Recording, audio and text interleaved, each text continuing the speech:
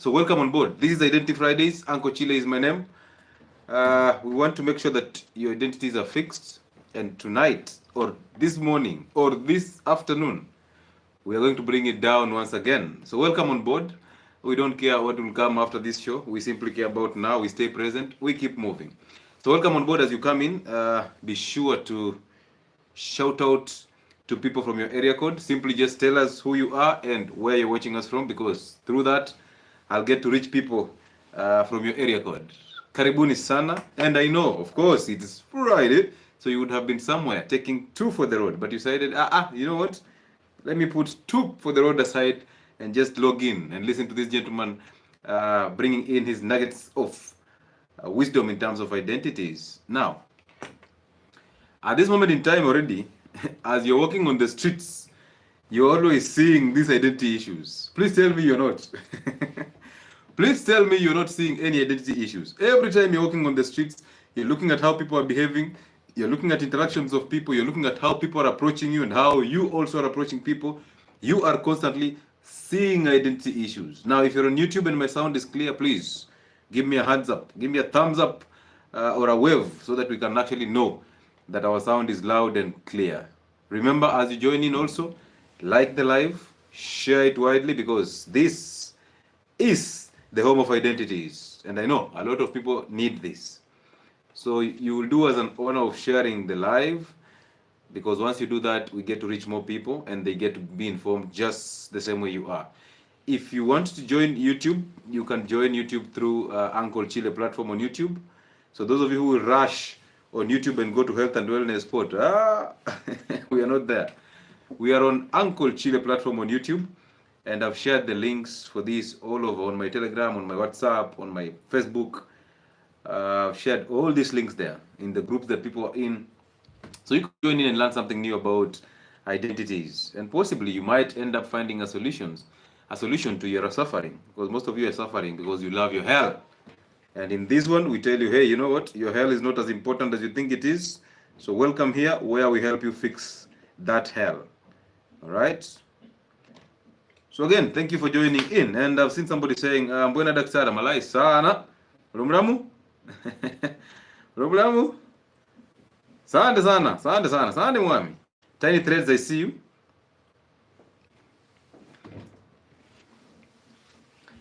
I see Tiny Threads in the building. I see Sue is in the building. I see Kenyan girl. Njoroge, I see you. 𝗘𝗩𝗜𝗟𝗦. Yeah, as we walk the streets of YouTube, we already starting to identify. Yeah, what a name. 𝗘𝗩𝗜𝗟𝗦. Okay. I'm seeing Nyaranga. Nyaranga. Bwana. Celestine is in the building. Bold Movies. Is it Bold Movies or Bold Moves? Well, okay. Clinton is in the building, aka Kekeli. All right. From Kamulu, Nyaranga, I see you. Kate Ntutu is in the building. Resi, I see you. Sami B, I see Njoroge. Amutek, I see you. Joy B. Livy Fit says, locked from Syokimau as usual, brother. Welcome on board. Nimechoka sana leo, lakini for Uncle Chile, I'll show up. Take that, brother. Take that. We never give up. All right? We simply take a break, we rest, and tomorrow we do again if God gives us the grace. However, stay present. Chito's in the building. I see you, Chito. From Zambia. Somebody from South Africa, that is Sami B. Oh, is it Sami B? No, it's Sam B.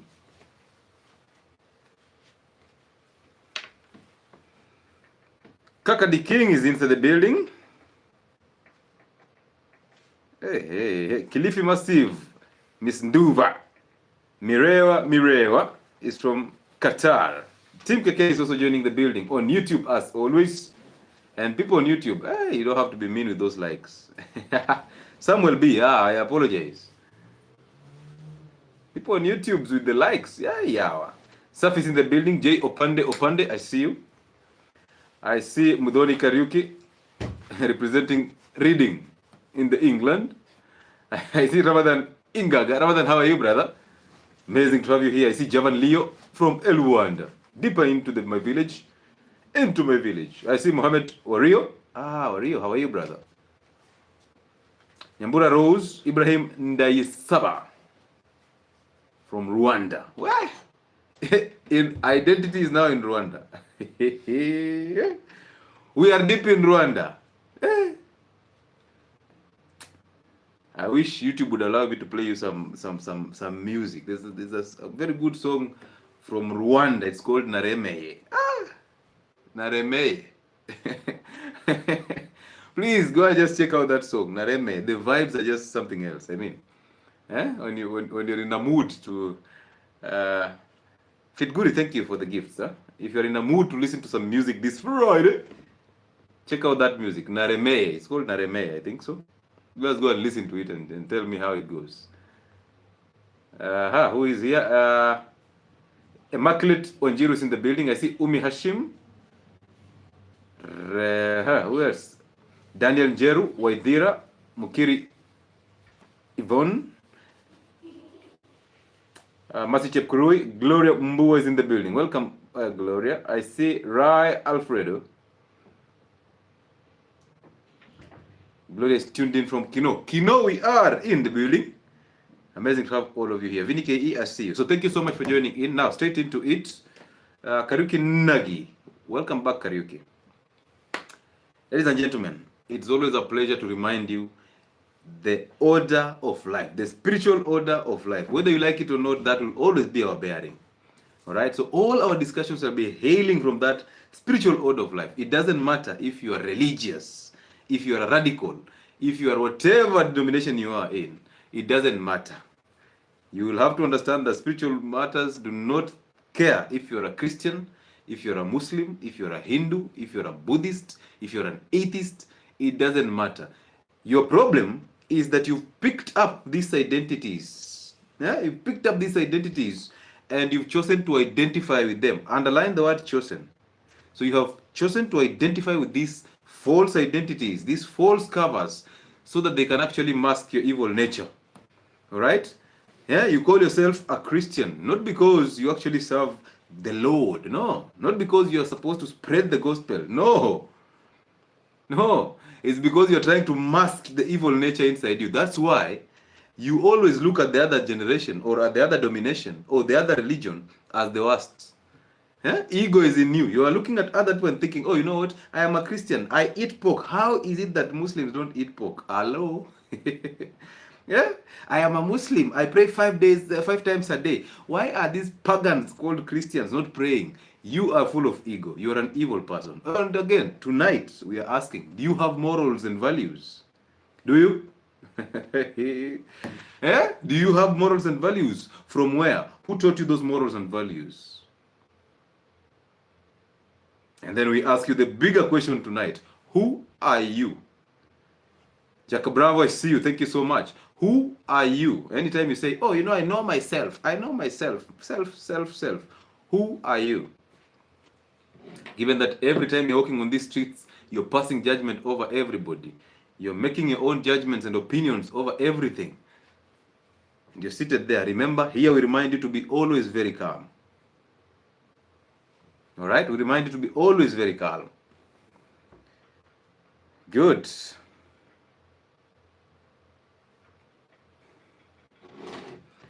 Vinny Amaheno is from Kakamega. Thank you so much for joining in, Vinny Amaheno. So who are you? When we sit down and talk about self and self and self, what is that? By the way, have you ever realized that human beings are the only species that are allowed or that actually can think about their thoughts? Have you ever thought about it that way? That you can sit down in that meditation state that you're in. You can sit down and you're thinking about your thoughts. So that always tells you there are two individuals in your head. There is those thoughts and there is this agent that is actually thinking about thoughts. So between those two, who are you? If you are those thoughts, tell us about bring in a conversation. Tonight I don't want to talk so much. I want just to invite you to have this conversation with me. All right? Because should we consider it a fellowship or something? All right? You sit down, you're doing the silent prayer in the morning and you're thinking about thoughts. Thoughts are flowing into your head. Where are they coming from? And who is actually putting those thoughts there? Now, and who is now thinking about those thoughts? Shafikiria hivyo? Leo ni ile siku. All right? So as you pass your judgment over people, always remember there's a spiritual order of life, and whether you like it or not, men will always be above women, women will always be above children. It is that simple. So anytime you try to reverse that spiritual order of life, that's the reason why you're suffering. You're suffering because you're trying so hard to actually reverse the spiritual order of life. And that's the problem, because you are identifying with thoughts that somebody put into your head, or things put into your head. Religion, schools, parents, relatives, these people you call societies, they have put things into your head that you call morals, that you call values. And these things are messing you up. They are constantly messing you up, but you don't realize it. And the only problem with you is you have identified with these false identities and thoughts in your head, and you've become them. That's the weird part about it. And now, because you have these identities in your head, now your role will always be trying to actually convince people to join your hell. You're constantly trying to pull people into your own hell, because misery loves company. So most people love their hell, but apart from them just loving being in that hell, they are constantly pulling people into that hell. Imagine this. You in your sane mind, is it sane or insane? You in your sane stroke insane mind, you are suffering, you have problems. But as you walk along the street, you see somebody and you're thinking directly, these people are suffering. By the way, do you know there are people who beg for a career? There are people who out here are totally begging for a career. Yeah, so you now, in your judgment elements, you're coming in and looking at them on the streets, you're looking at them and pitying them. Okay? So some people say empathy. You're putting yourself in their shoes and saying, oh, these guys are suffering. Hi, these guys, I am better. You know, these guys inspire me. So let me tell you, the first time I got an encounter to work in the northern sides, right? All of us, people who come from Nairobi, people who come from all other parts of the country that are considered safe, we always have this notion that the northern region, Mandera, Marsabit, Isiolo, all these parts, northern, is it northern and eastern, whatever it is, that they are so dangerous, right? So now, I get a chance to go and serve these people. And as I'm looking at my appointment letter, I'm just thinking, God, why me? Why me? Right? Why me? But look at it this way. Let me take you back a little bit. I was trying to find myself, okay, because I had now dropped all the business to do with the business to do with what do we call it, medical stuff, and I decided I'm going to sell alcohol, to sell clothes and all that merchandise. Now that's where the problem came in. If you're selling clothes, I'm not discouraging you, but I'm asking you, which problem are you solving? Nobody comes into your boutique naked. There is no single day somebody will come into your boutique naked. So you are not solving any problem, to be honest. So now me, in my elements, I was selling clothes because I used to like dressing nicely. I put on a shirt and I'm like, this is the merchandise I'm going to pursue. This is the lane. So I'll put on these clothes, and when people see it, they buy it. I'm like, so I had it all figured out in my head. Oh, living in the future, useless. So I had it all figured out. I even called it very beautiful names, designed logos and all that. And then went rented a store in Imenti House and then RG Plaza along Ronald Gala Street. And I'm like, now this is me. The business mogul, the guru of fashion. Hey! Hey, sometimes you can end up dressing up your whole boutique on your own. Nobody's buying. And stop thinking that those people you call your friends are supposed to be your customers. Get out of that hell. So, I'm there, I've dropped everything that I wanted. Now I'm here, selling alcohol in Don Home, selling things in town. I'm like, hey, who doesn't want to have a stall at Imenti House to sell clothes? Okay. So now, please, if you get involved in any business, be involved in a business that, one, you have control over with your mind. Hello? A business that you totally have control in your mind. This is not an advice. This is not a business advice from Uncle Chile, no. This is me speaking to myself, okay? So I'm not talking to you. Ignore my rumors. I'm talking to me. So Uncle Chile, please, if one day you decide to open a business, make sure that that business you have control with your mind. That is one. Number two, make sure that that business solves a human problem. It must solve a human problem. We don't make money from just doing business. No, we make money from solving human problems. So me, I'm there, I'm like, all these khaki trousers. And then, of course, my friends pretended they came in and supported. Come and buy 10 trousers. And then, you wonder, this guy is putting on 10 trousers the whole year. Now you can't blame them. They'll tell you, see, we supported you. We can't come and buy clothes every time. And you know how men are. Men shop bulk and then once. You will wait for that man. And then that man can actually shop in your shop now. And then walks into the next door and finds the same trousers are being sold at a very cheaper price. It is the end of you and this gentleman. This guy is your friend. How many of you have friends? You call them friends. And you sell water. But they will prefer buying water from somebody else at 50 shillings. But they cannot buy your 30 shillings bottle of water. They can't. They're like, this one, huyu akiomoka, si tutabaki hapa tumeteseka. Huyu atatoka block. He's all in their heads. They're thinking, this one, he has so many ideas. Why am I not the one who has that idea? Some of them will even steal that idea from you. They go and buy these machines. They make the bottled water. And then they sell it very cheaply. And then they take you out of the market so fast. But you've seen what happens in this medical field.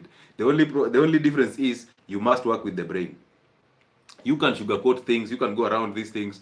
But yes, you can watch Uncle Chile's shows, and you can watch health and wellness sport shows and have it on your fingertips. Now you're preaching this gospel.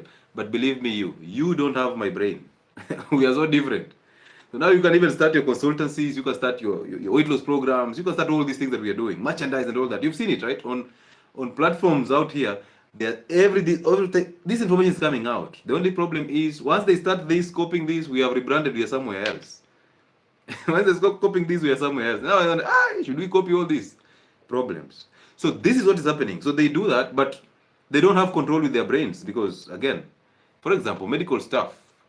How long shall you teach people to just drop wheat, drop sugar, drop seed oils? How long? How long? And if you've been my follower on health and wellness sport for quite some time, you will realize there came to a point where we changed the type of content and went into deeper medical stuff. All these guys disappeared. Oof. These guys with ego are like, you know what? Avoid wheat, avoid sugar, They were like, now what do we do? Should we now start following this again, preaching about all these health conditions? So now we started sieving out people slowly because the only authentic ones shall survive. So if you're not solving any human problem, ignore. Now, let's go back to my story. So I knew when the application came in, I applied, of course, for a job. Those of you who ask me, where are your papers? I'm like, you just put out an advert and see. If I don't have a job, I'll apply for that job and you'll know my credentials. So I applied for this job, but I knew that we were needed only 47 of us, one each county. Can you imagine that? Now problem. So as I was applying, I think I ran into a lot of applications, and I think I was number 1083 thereabout. So I'm thinking I'm at position 183 in this application. Yet they only need 47 people, one per county. I'm like, okay, let's just do it. Now there's a place in that application of public service where they ask you which county do you prefer. So me in my elements, Mandera County, Wajir County, Marsabit County. Little did I know that I'm setting myself up. As I was applying, I knew this job I'm not going to get, and I don't want it anyway. I am already in business. Don't you see? I am a mogul. I am a mogul. Me and Chris Kirubi, at that moment, may he rest in peace. My ideas and his ideas were hand in hand. I'm like, wait until I eat the profit from this business. They will know me. Pombe. So yeah, cut long story short, I got the job. And where is the job taking me? Marsabit County. I'm like, hiya. So now ego came into me, telling me, you know what, drop this job. Why? You already have a business. I mean, it's established. Number two, you don't have to go to this work. It's not going to make any sense. Imagine you're going to be short. And ladies and gentlemen, I've always told you that if you're short on the heel or on the buttocks, it takes you a long period to heal. There's no blood supply to your buttock. So if somebody shoots your buttock, So these were the ideas that were going into my head. Imagine these guys are going to give you 1 or 2 bullets in your behind, and next thing you're coming here, you're limping. This wound is not healing. I That time I didn't have identity. I was overweight, so of course I was pre-diabetic, possibly. Now of course the immune system is compromised, so you can't heal better. Now I'm here looking at that later. I'm just trying to. I'm resenting this application that I did on my own. And then I tried to change, but it failed terribly. Because I wanted to go to Isiolo, to any country. So anybody who comes from Marsabit and has been deployed somewhere else, we can simply swap. Hey, everything worked against me. And now I was running out of time. So I decided, you know what, let me just go and do this. And then I went there. Where? A very amazing experience. And we always have Identity Fridays. Possibly one of the reasons why we have Health and Wellness Port, a very beautiful platform in terms of health. So in that moment where you're actually feeling that this is actually lost, drop all those thoughts about anything. Just stay present. Just make a silent prayer, stay present and keep moving. And see how it opens up for you. Because at the end of the day, chances are, whatever you're resisting is actually your gold mine. Whatever you're resisting is actually your gold mine. So the more you resist things, the more you suffer. Realize this is a guy who did not have a job. Of course, I had a form of employment, call it a side hustle. Had saved some coins and threw it there. But look at how karma hit me hard. So I was selling alcohol, trying to destroy people's lives. And now comes the COVID period, and His Excellency Uhuru Kenyatta decides, you know what, there's no selling liquor in malls. Do you remember that rule? Hey, now I was whipped hard. Now I had to carry stocks from the mall into the house and start selling it. Hey, watu wa Masimba. People who stay in Kayole, Masimba, those sides of Buruburu, don't know, they know. Hey, we supplied pombe during COVID season. We supplied alcohol on borders in those areas. We didn't want to go a loss of the licenses, a loss of the rent, and then a loss of the stock. So at least we had the stock. A guy of mine called Jerry. Jerry understands this language. So we sold these things there, and it was just amazing. And of course, we recovered some coins here. And yeah, again, COVID messed up the business of clothes. I mean, during COVID season, who is going to buy clothes? We are in the house. There's a lockdown. Who is going to dress nicely? So everything was just working against me. And until I said, you know what, I let loose. Until I decided that everything was working against me. Remember, somebody was trying to steal from that shop at Imenti House. And I'm like, hey, okay, now I've employed a thief. Somebody who a thief. I'm like, well, mwizi.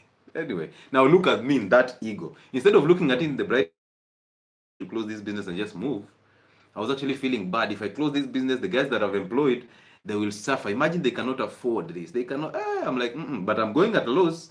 But the ego cannot allow me to drop that business because I was already known for this brand. All right, this brand, I was known for it. And now, because I'm known because of selling clothes, everybody, including people from Kima, where I come from, Mashambani, people are saying, hey, daktari, please, nitumie nguo. I'm like, hey, easy coach, tuma nguo. Some of them run with your money. I had a friend actually who used to come to my shop and take clothes, wear them and disappear. A friend who is supposed to support your business comes in, dresses in your clothes, disappears. If any case, this guy came in, took 2 pairs of suits. He was going for an interview. Went for that interview, got that job, and this guy disappeared with my 2 suits. I'm like, mnataka nifunge biashara, mnataka nirudi mashambani. Mnataka aje? Home, I have this name that, you know, Lewis is a business mogul. Hey, ego. And I'm here, I'm struggling. So yeah, that's how we closed up those businesses, and we ended up joining the government again for this role. And now look at us. So I'll tell you this for free. I am not advising you. I told you I'm talking to myself. All right? So I want you to see this. That everything that has actually happened in my life, I never planned for it. I never. Atibu, tell me how you bounced back. I did not bounce back, bro. Mr. Carl, I did not bounce back. You see, the moment you start thinking about bouncing back, chances are high you'll go back into the same business. But nature is telling you, close up this business. You don't have to bounce back. Why are you focusing on that closing door when there's an opening door in front of you? Just let it go. Allow the day to just flow the way it's supposed to flow. So you see, for me, I decided, you know what, whatever happens, I'm going to Marsabit. I went to Marsabit. It was amazing. The thoughts that you've actually had on the media of insecurities and all that, realize this: in Nairobi there is insecurities. In my home county Vihiga there is insecurities.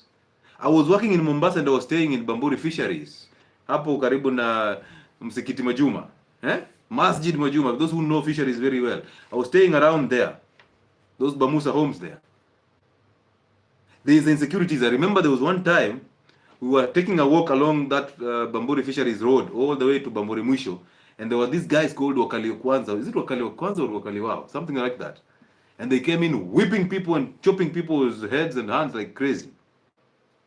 And all of us were running, and we felt like there's so much insecurity. You remember that? Yes, Wakali Kwanza. We thought that Mombasa has now become so insecure. Hey, give my mother a call, and my mother made it even worse. And women, that's what they do. Oh, you know, hey, wataka kuniua kijana, wataniuia kijana, my son, my doctor, they will kill my doctor. He's still very young. Hey, he has not even spread his seeds. Eh? My same mother, when I called her and I told her, you know what, I've gotten a letter here for appointment that is taking me to Marsabit. Hey! She actually said, do not hang up. Let me go on my knees and pray. Ideas were coming into her head from the devil, just telling her, you know what, pray for your son. He's going in a very hardship area. He needs your prayers. My mother is on her knees, on phone. Oh, Jehovah Nissi. Jehovah Nissi. Shandara Kaya Mosiah. I'm starting to get worried. Why is my mother praying for me not to go to this side? She's the one who wanted me to get a job. Why is she actually now so insecure about me going to Marsabit? Then I bought into the idea. I went home. And of course, I was welcomed with prayers. We need to pray for you. This has to change. The government has to do something so that you get a different job. I'm like, okay. Thank you, mother. Now, let me go and see the old man. I went to Bunde himself. I went and saw this gentleman in his office, and I told him, you know what, Dad, I have this letter here. And it's taking me to Marsabit. I'm glad that I have a job opportunity now. What do you think? This gentleman told me straight to my face, you know what? I want you to go to Marsabit and serve God's people. And then he's the gentleman who actually showed me. You guys, do you understand the story of do you understand the story of Jabez? Those people who read the scripture, who read the Bible, to be specific. Do you know the story of Jabez? So this guy sat me down and told me, you know what? There's a guy called Jabez.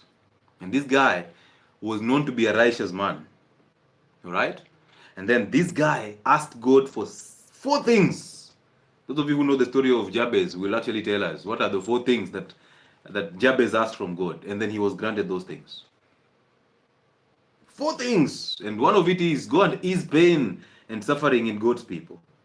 Help me to ease pain and suffering in God's people. And as you do that, ease pain from me. Protect me from also causing pain to your people. That's what he said. He told me, go to Marsabit. Your role is to go and work. Go and change people's lives. My role and our role as your parents is to pray for you. We will protect you in prayer. I was like, what a difference. My friend, I felt so safe. I was just, oh, okay. So my dad actually can care. You know, this is a gentleman who would stretch his hand very far away from you and tell you, you know what, you are supposed to go back next week. He didn't care that much. We thought he hated us. We thought he resented us because he was so short of words. Now this gentleman is giving me hope. He's telling me, just go. Right? There's a reason why you got this letter. Go. Just like, yeah, okay. Now I got all the confidence. And all these thoughts that are coming from my mother disappeared. I'm like, yeah, what is happening here? Be very careful. Be very careful. All right? So every son, every child needs that confidence from a father. You can imagine that. A very small topic, just related to the scripture, it tells me, you go. Our role will be to pray for you, and anything that happens, it will be planned. Why are you even worried about Marsabit? You've never been there. So just go. And then I'm like, Dad, but you know, I have a business in Nairobi and all that. He told me, go to Marsabit. I'm like, hey, what the confidence? I went to Marsabit, and boom. Amazing transition, amazing people. and it's just always amazing. So yes, drop all these thoughts. When you think of bouncing back, when you always think of bouncing back, you're messing up, because you're going to bounce back in the same hell. You're supposed to die. Let go all these things. If you have a car, and it's a very beautiful car, men with cars, men with electronics, women with children and attachment to children, I'm telling you this, drop that attachment totally. You know why? Because those things that you're attached to, they become your God. They control you. Those things that you are actually totally attached to, those things that you say, I love this, these are the things that will actually kill you. If you love your car, that car becomes your God. So any scratch on that car, oh my car, oh my, you become depressed. If that car is picked up by the police, you become depressed. Oh, I love my wife. If that wife gets sick, dies, my friend, the end of the world for you, right? You will not come up from it. How will you bounce back from that death? You can't. Oh, I love my mother. Your mother becomes your God. She controls you. And most of us are controlled by our mothers, because we had weak fathers or absent fathers. So every single thing that we have in our head is basically the voice of our mothers. Voice of fear, voice of doubt, voice of false love, voice of this emotion. So we are emotional beings. And until we have a father figure in this generation, there's no moral bearing. We don't have a moral bearing. We don't have the confidence. I told you, when you're trying to raise a child, the worst thing you can do is not to know God, because if you don't know God, you will simply impose your identity in these children. You will impose your weaknesses in these children. They will resent you and they will become just like you. Very insecure, they will overthink, they will live in the future they don't even have, and they will always have problems. Ability to detach emotionally. Yes, please, learn how to detach so fast. You came alone. So imagine you people in love. You've lived 20 years alone with your parents only, and your source being your father, biological father, the source of everything for you. Now you've just found a job, detached a little bit from your parents. Now you can take care of yourself. And now you think, you know what, it's time for me to fall in love. Oh, you fall in love. And now a guy who has come into your life 3 months, according to Mr. Harvey himself, 90 days. This guy has actually chased you for 90 days successfully. Now he has won you. He has gotten the organ smashed the second time and confirmed. And now you become a slave to this guy. You cannot do with this guy. How did you do 20 years without this guy? Now he's here. 3 months into it, you cannot do without him. How did that happen?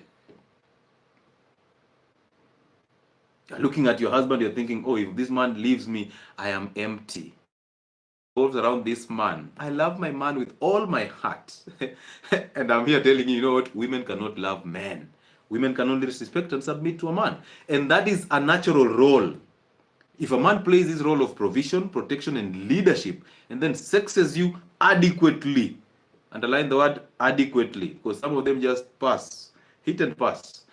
When a man plays that role, a woman submits naturally. And that's why that woman that is actually so stubborn to one man is very humble to another man. Why is that so? Difference in roles. So I am a believer in roles. And I want you to see this. You see? If you've seen a lot of things happening lately, you will actually realize there's a serious mess. Imagine a man raised as a man. This was born a man with all masculine features, with all male features. This man now wakes up and puts on a costume of a woman. And now he believes that totally he is a woman. Dresses like a woman. We've seen. There is this gospel artist that started off, alianza na roho akamaliza na mwili.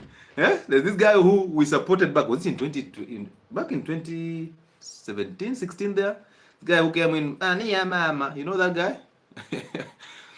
And now all he does is, in his thoughts, is believing that he's actually doing the right thing. Now he dresses like a woman. It's content, right? You guys are so blinded, you're thinking this is content. But Nalia mama, have you forgotten that mama? Did you hear him saying Nalia baba? Now he dresses like a woman and posts it because they have gone through this video with the woman, with the wife. And then who happens to be the mother? Because you see, you resent your mother, you become just like her. Inside you have your mother, you attract your mother. All right? Now she is here with a woman who is older than him, a woman who is controlling him totally. And you can see it. And now they shoot these videos, and they go through these videos, and they choose the best stupid video to post for people. And guess who's consuming that content? Your children. Now they realize, you know what? I can be richer as this family. I can have 1 million subscribers on my channel. If only I dress like a woman if I'm a man. If only I can dress like a man if I'm a woman. If only I come out and say, just like the other media personality who came out and said, you know what? I'm sex fluid. I'm fluid. Today I can sleep feeling like I love women. Tomorrow I wake up loving men. So I am fluid. I am flexible. Don't worry about me. I am not a woman. I'm just fluid. I'm like, hey. And these are people your children are listening to on radio. Sit there, it's a morning show when your children's minds are still very sharp. Instead of consuming anything else, in those matatus, you're seated there and you're listening to that radio station. What is it doing? Just confusing you even further, imposing new identities into you. Right? There's another station again. The man or male, the male. Always talking about women and women affairs. I'm like, let's take a minute and just talk about something that is actually very important here. Now we talk about the fear that is coming in with Mandamano. The next thing we're talking about, oh, you know what, women. I'm like, where did radio go to? And these are people who are making a lot of money. These are people who you are listening to and getting conditioned. A lot of money is going here. Now realize, these people don't care about who you are as a person. These people care about numbers because it's all about money. These people care about advertising. Advertising is coming from the companies that are actually sponsored by LGBTQ and all these communities. And realize that company is actually a sister station to this company for this fluid one. Yeah, so this side we have a male figure who is talking about how marriage is dangerous to weaken the man. And this other side we have this woman now who is now fluid.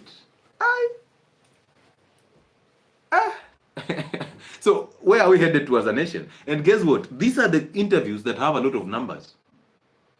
And the weird part is the largest social media platforms on YouTube, on Instagram are the ones that are actually posting this ratchetry. They're the ones that are actually bringing in these things. Right? You go to the one on Instagram, it is posted there. You go to Telegram, it is there. Yeah? You go to radio stations, major radio stations is there. So what do you think they are doing? You think that they are airing this out so that you people get informed? No, they are actually marketing it because the mind operates this way. The more you repeat something to them, the more they start to associate with it. Now, every single child of yours come back home and tells you, you know what, mom, I am fluid. I am fluid. You know, it's no problem with being fluid.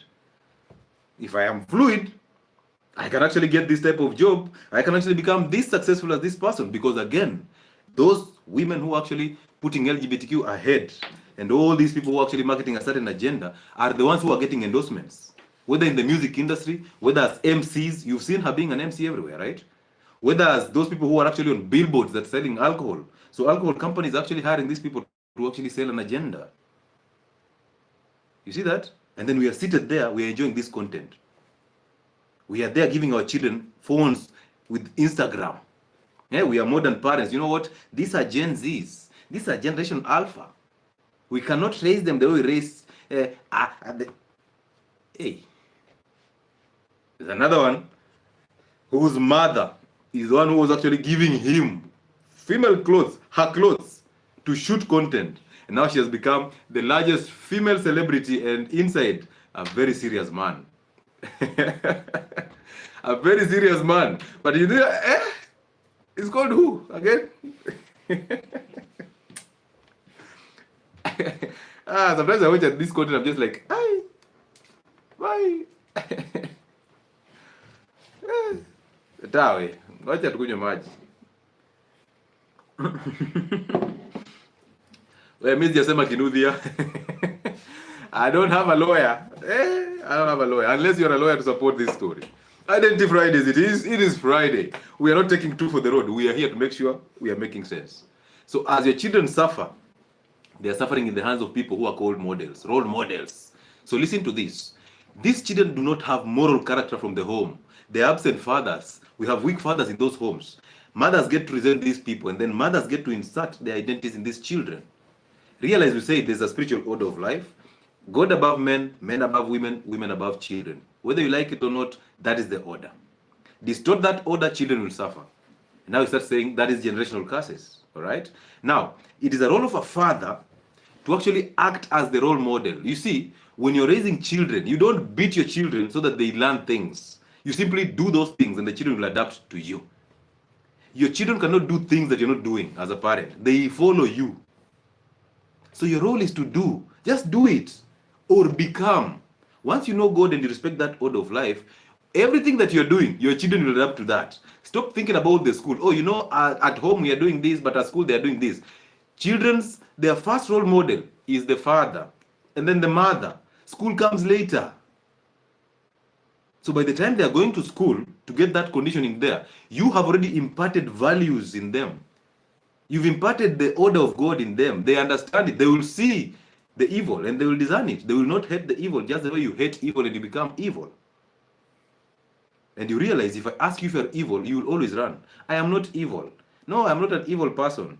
I care about people. Who told you you care? We don't care about people.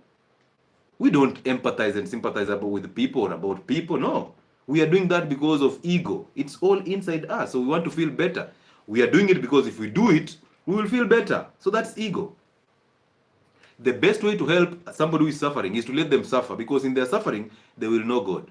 They will drop all they know. They will drop all ideas of what they've been doing, and now they'll seek God. And once that happens, that conversation in their head with God, that changes things for them. But by the time you are driving across a street and you see somebody on the street, and in your head you're already thinking, these guys are homeless, let me chip in and give them 100 bob. You are doing it out of ego. That is an evil move. And realize this. These guys come to you, they ask for help, and you feel like, oh, me, I'm doing better. Oh, these children on the streets. I see most of you going, taking your birthday celebrations in orphanage, right? And then you take videos and post them to us. Why don't you just decide to buy things, if you're actually that person, buy things and send a rider to the orphanage? Buy stuff, send a rider to the orphanage. You have Bolt, send Bolt to the orphanage. And don't wait for the response. Once you send the ball to the orphanage, let them drop there. Once they've dropped there, pay, and that's it. Forget about it. Why do you find a reason to go and celebrate a birthday in an orphanage? Is that not ego? That you're going to an orphanage, now you're going to make chapatis for these children, taking those Crocs, the Crocs, very ugly Crocs shoes to these children, giving them, and then taking photos and posting, you know what, this was the best birthday party for me.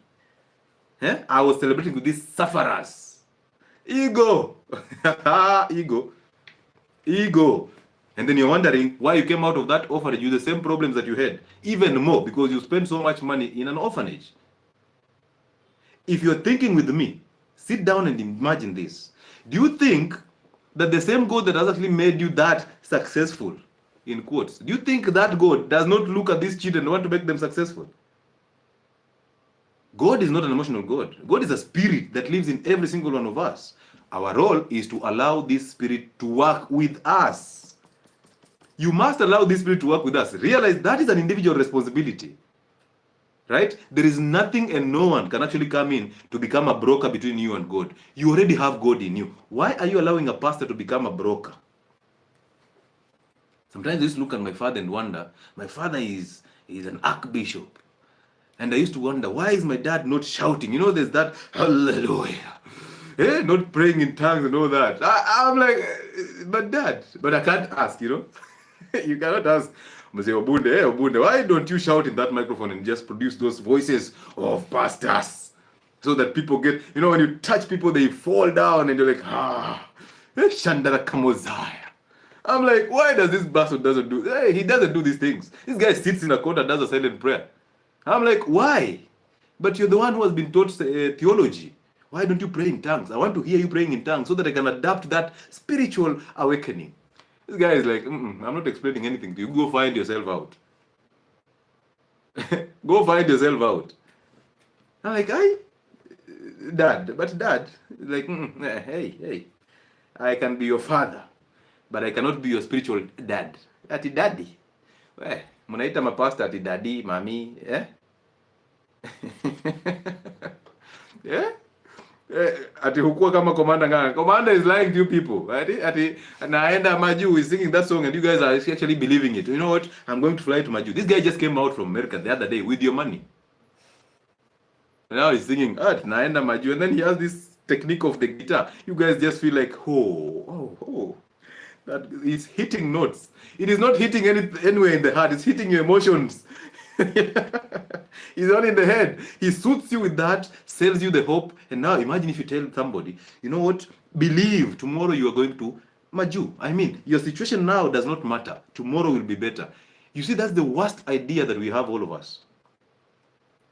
That the future is always better. You see that? We are always thinking that the future is going to become better.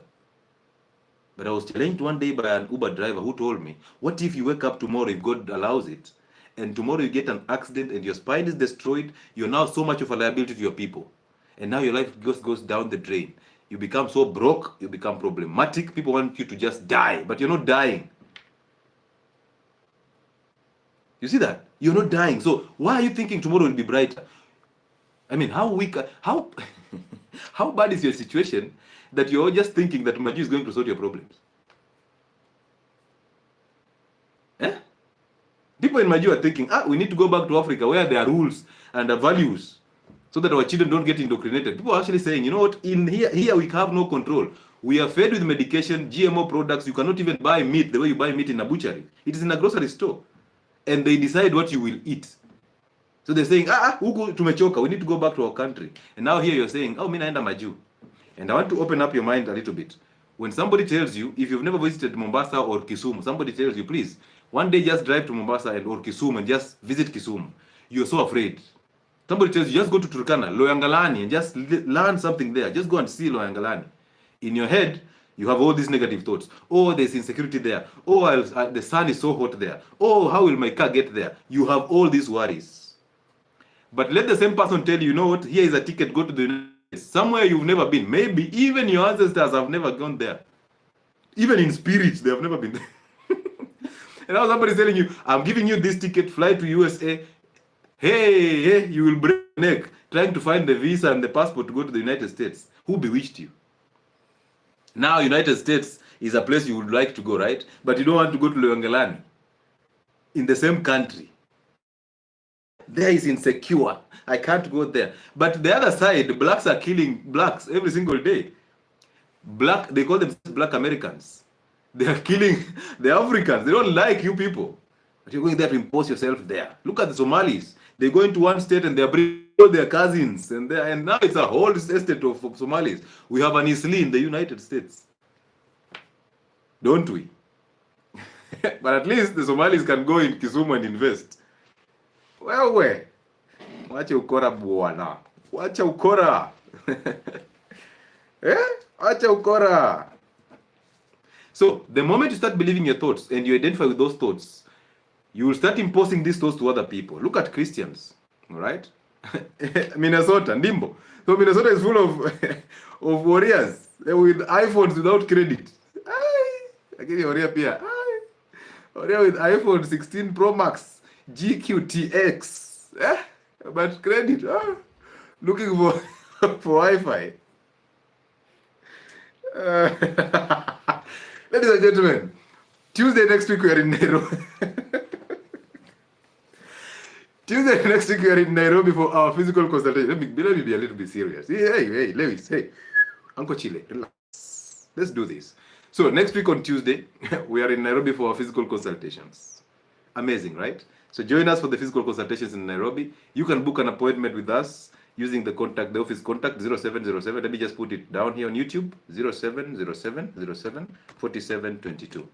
That is our contact for online and physical appointments that are going to happen in Nairobi. But online consultations happen every single day. Physical consultations happen the last week and the first week of the month in Nairobi. All right. We are still having that thought of going across the country. And I'm just waiting for my team to put the logistics in order so that we can do this. So use that contact to book your appointment so that we get to have these conversations there. You can actually book an appointment for counseling in terms of these identity stories. You can book an appointment for health purposes. If you've not visited my YouTube channels, go to Health and Wellness Spot on YouTube or Uncle Chile on YouTube. Those two platforms, they're going to change your life for the better. All right. So let's see you there on Tuesday. Amazing, amazing, amazing, amazing, amazing, amazing.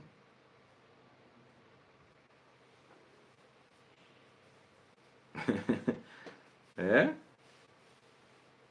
That the commander slaps his congregants when they sleep in church. Imagine that. Imagine a whole man being slapped in church.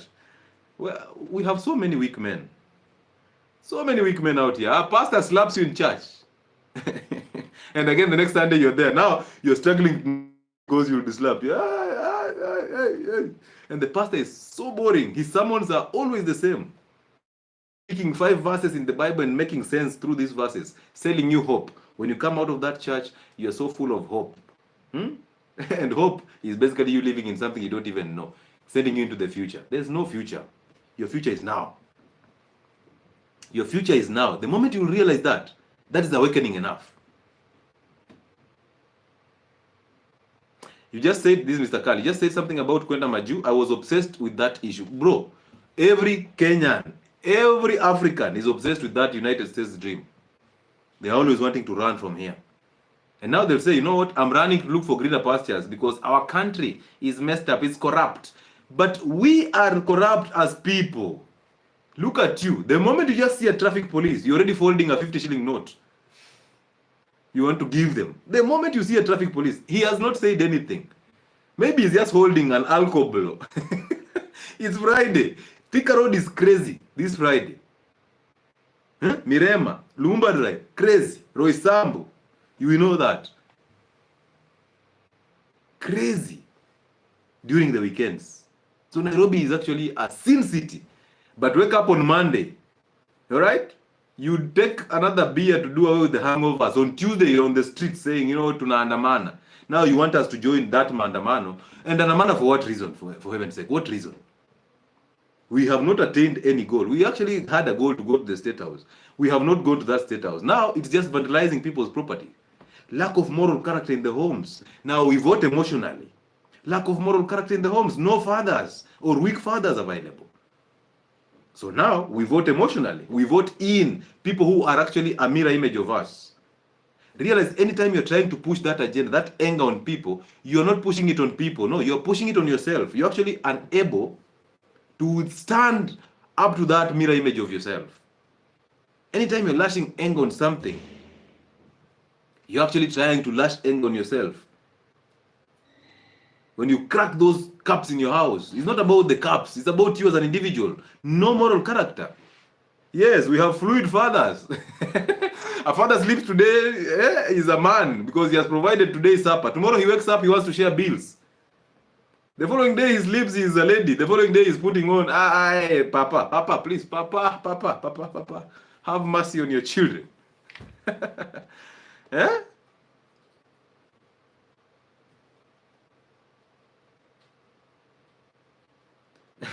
Is it somebody saying they told Uhuru amaliza ende wanataka mwizi?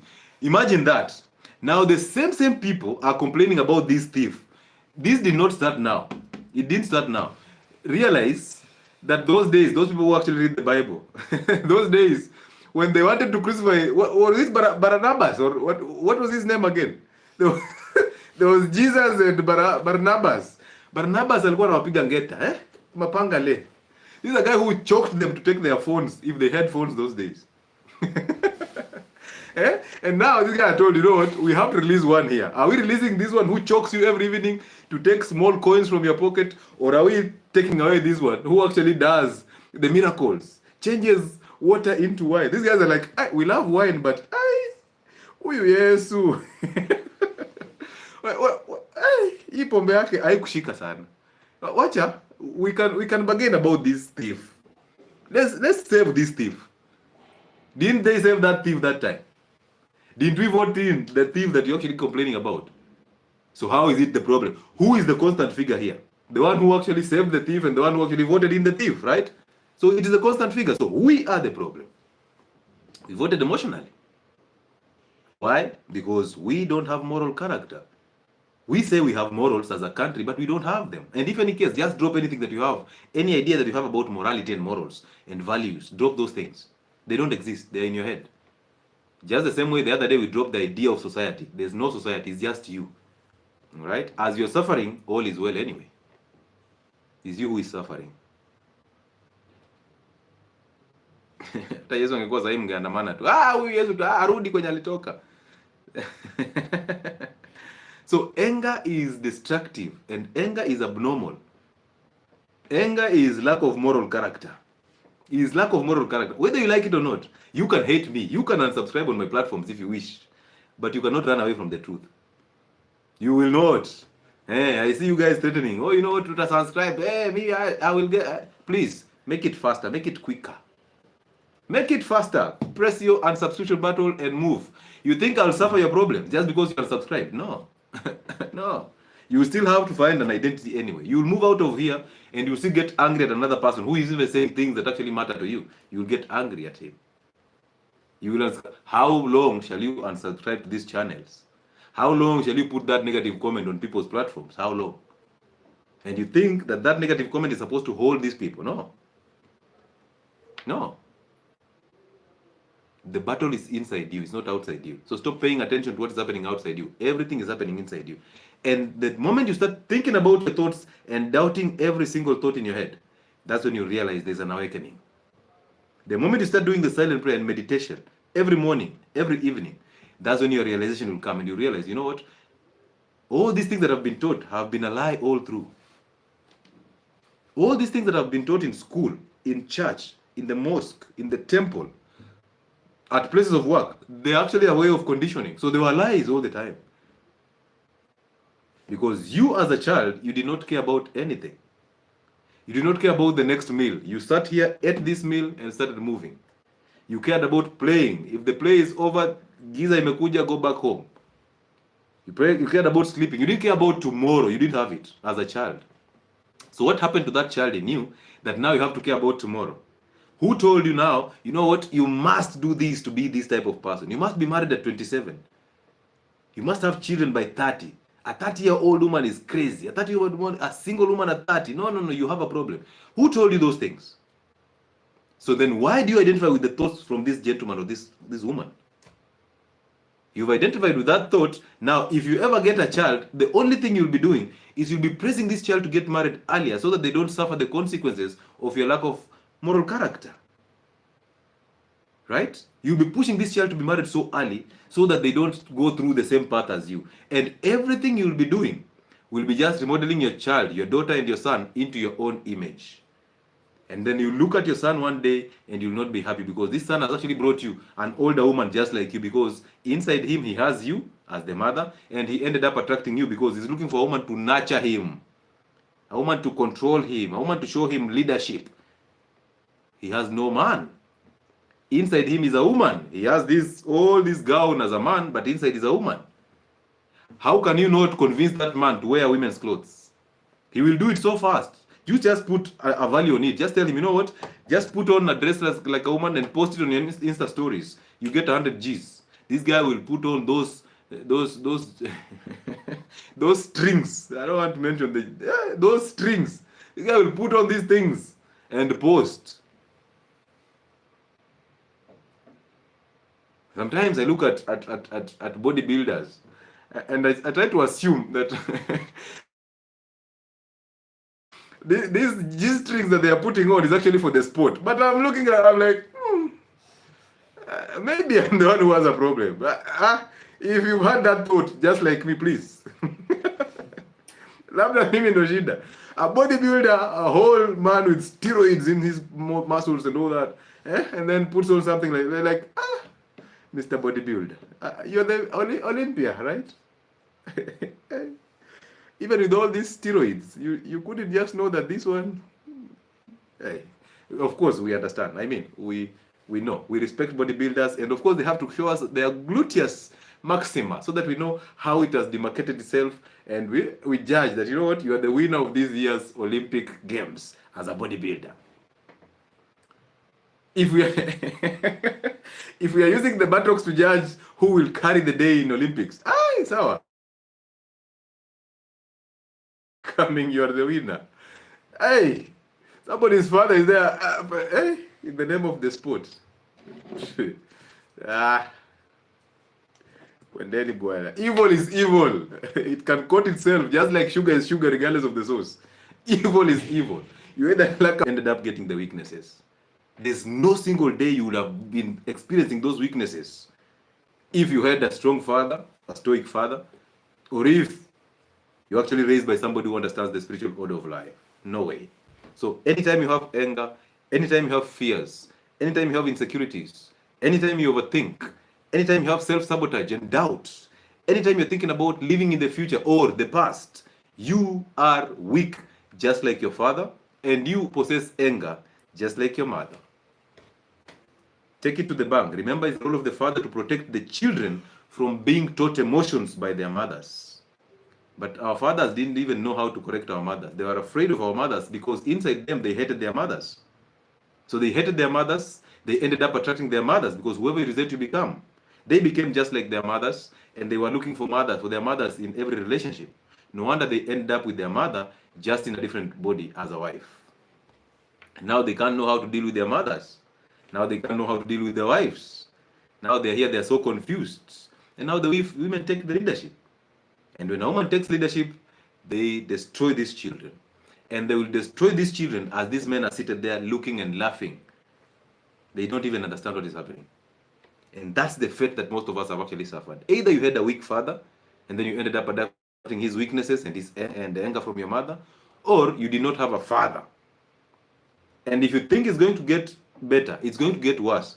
Because look at the ratios of single mothers now. They call themselves single mothers. Here we don't call them single mothers, we call them mothers. So look at the ratio of women who are raising children on their own. You will understand my problem. You will understand where I'm coming from. So it's going to get worse. It's going to get worse. Every day there's a story. Every day there's a new story. We are seated there. We've not even taken in fresh breath. We are told that this one is fluid.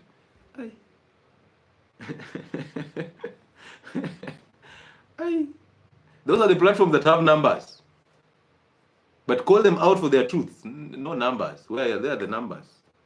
Right now, a channel that has gossip, a channel that's talking about LGBTQ. And by the way, most of you, specifically even Christians, who actually claim to be very, very stoic and radical, they're even afraid of calling out LGBTQ. That's why they actually accepted it. And they're saying, you know what? We can actually officiate same-sex marriages. Is same-sex relationships marriages actually? Are they married? What is a marriage?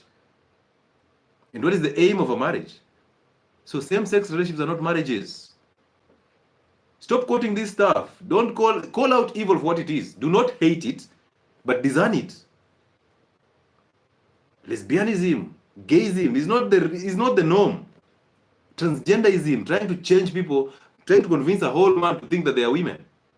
Even though we understand that most men right now, they think as women, so they're actually women inside.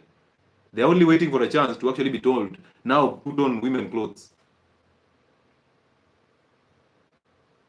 If you go on a channel that has these people, the people from the umbrella, and you try to call them out, hey, these guys are so angry. And let me make it clear for you. You will see this. You see, we are so much in belief of our own thoughts. And once you believe those thoughts, you now start imposing these thoughts to other people. Because imagine this, that your prophet is actually telling you, you know what, I am a prophet, you believe that. Once you believe that, you now start thinking that this guy can actually see my future. He cannot even see his future. He doesn't even know what will happen 2 minutes from now. But this guy, this guy is telling you about your future. Which future, prophet? At who you become who you resent. I felt that. How then can one fix himself? Oh, Carl, we are coming to that. Because at the end of this conversation, we must fix people. All right? Anytime you hate somebody or something, you pick up its identity. That's why, if somebody rapes a woman, let's say a man or a male with no identity rapes a girl or a lady, right? This lady will resent this guy so badly. But you see, through that resentment, she's going to make other people suffer for the problems that did not cause her. She is the problem because she resents human beings. It's abnormal to resent human beings. Listen, every human being in your world is evil. They're trying to find themselves out. They're evil. And until they die out of that evil nature, you have to live with it, that people around you are evil. Even if you're trying to fix yourself, there are people who are around you who are always evil. That has to sink inside you. Once that sinks inside you, you'll know this. If somebody rapes somebody, you who is judging the guy who is raping, you who is judging the guy who is raping, you are the problem because you have created a judgment. And what does the scripture say? Do not judge, right? So you are actually evil. It's just that this one is a bigger evil. You think this one is a bigger evil than you. You are actually operating over anger and emotions. You cannot fix the problem. So when a lady is raped, they resent the one who raped them. Now they end up punishing every man in their lives or every woman in their lives for the reasons that this guy caused them. They are the problem. And when I tell you, if you are raped by somebody, go face that person and apologize for resenting him. You start telling me, how can I face somebody who raped me? I'm telling you this. If you're thinking that person is supposed to come in and apologize to you, realize that that person is evil. He will not come. He's operating under ego. He was controlled by the evil spirit. Okay? He was controlled by the evil spirit. So realize that he's not coming to apologize to you. Not even a single day. Because the devil in his head is telling him he won the battle. So his battle is won. So you are the one who is suffering because you're still bitter about this situation. So for you to overcome that bitterness, go face that person. Drop the ego. Stop waiting for him to come. Go and face him and tell him, you know what, I am tired of resenting you. And whatever you did not have control over it. You're controlled by the spirit of evil. Realize that's the hardest thing to do. But it's the liberating thing to do. It is not easy, but it's the liberating thing to do. Face him and tell him, you know what, I am tired of resenting you, and because it is abnormal for me to resent you. If you knew better, you would have done better. But that is in our past now. So what do? I apologize for resenting you for no good reason. Realize you are going to pick your identity from this person. So you don't care what he will say. You don't care. He cannot forgive you. It's God who will forgive. So you're going to face him to overcome his identity, because the moment you resented him, you became him. So you became as evil as he is. That's why you're emotional.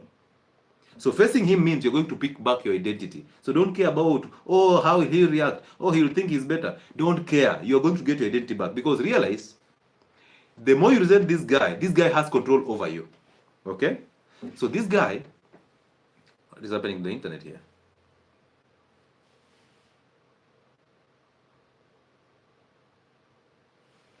All right, good. Let's try and fix YouTube for a little bit.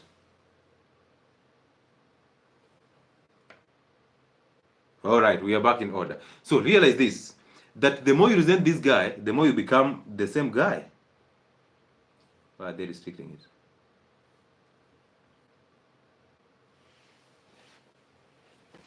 What just happened to this stuff? Give me a minute before I explain that point. But I'm seeing the YouTube is clear. What is happening to these machines here? Tap guys, yes, kindly, if you can make if you can tap that screen for us to actually get to reach more people, that will be better. If you can like the live, that will be better. All right?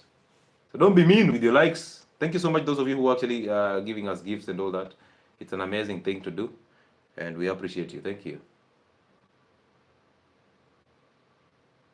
Here we fix that. All right, we are back. So I was telling you this. Good. Thank you so much for staying patient. I was telling you this. Ladies, if somebody raped you, and you see, the moment a girl gets to the age of 13, 14 there, when their breasts are starting to come out, they're looking this feminine, they're very respectful, and they are very innocent. Every beast out here wants a piece of that. Realize even the older men want this, because the older men, in their marriages, it has become so boring, because they are thinking that these women in their marriages have become beasts. So they're running away from this beast in the marriage to go and pick these innocent girls, because there at least their ego will be massaged. Because an innocent girl, if you sleep with her for 1 minute, she knows sex is supposed to last 1 minute. You see that?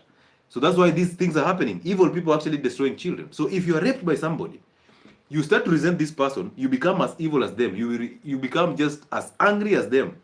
They operated under the scent of anger. That's why they raped you. And realize that they were not, if they were in their sane minds, if they had overcome the spirit of anger, they would not have done that. But because they have allowed the spirit of anger to live in them, that's how they ended up raping you. Now, their problem is they allowed that spirit and they were under the control of the spirit. Your problem as the rape victim is you've actually picked this burden of theirs. You've picked their evil nature by accepting their identity, by resenting them, because whatever you resent, you become. So this guy, until the day you will face him to overcome him, you will suffer.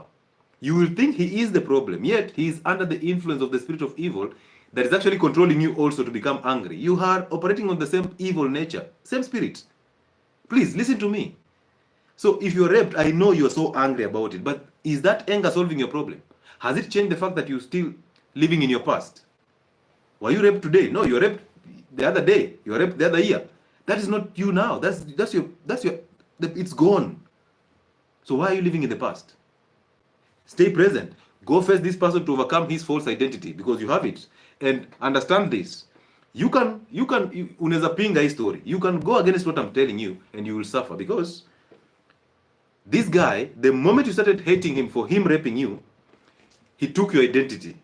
Now, anybody who has your identity can easily control you. That's why our mothers end up controlling us as men so fast.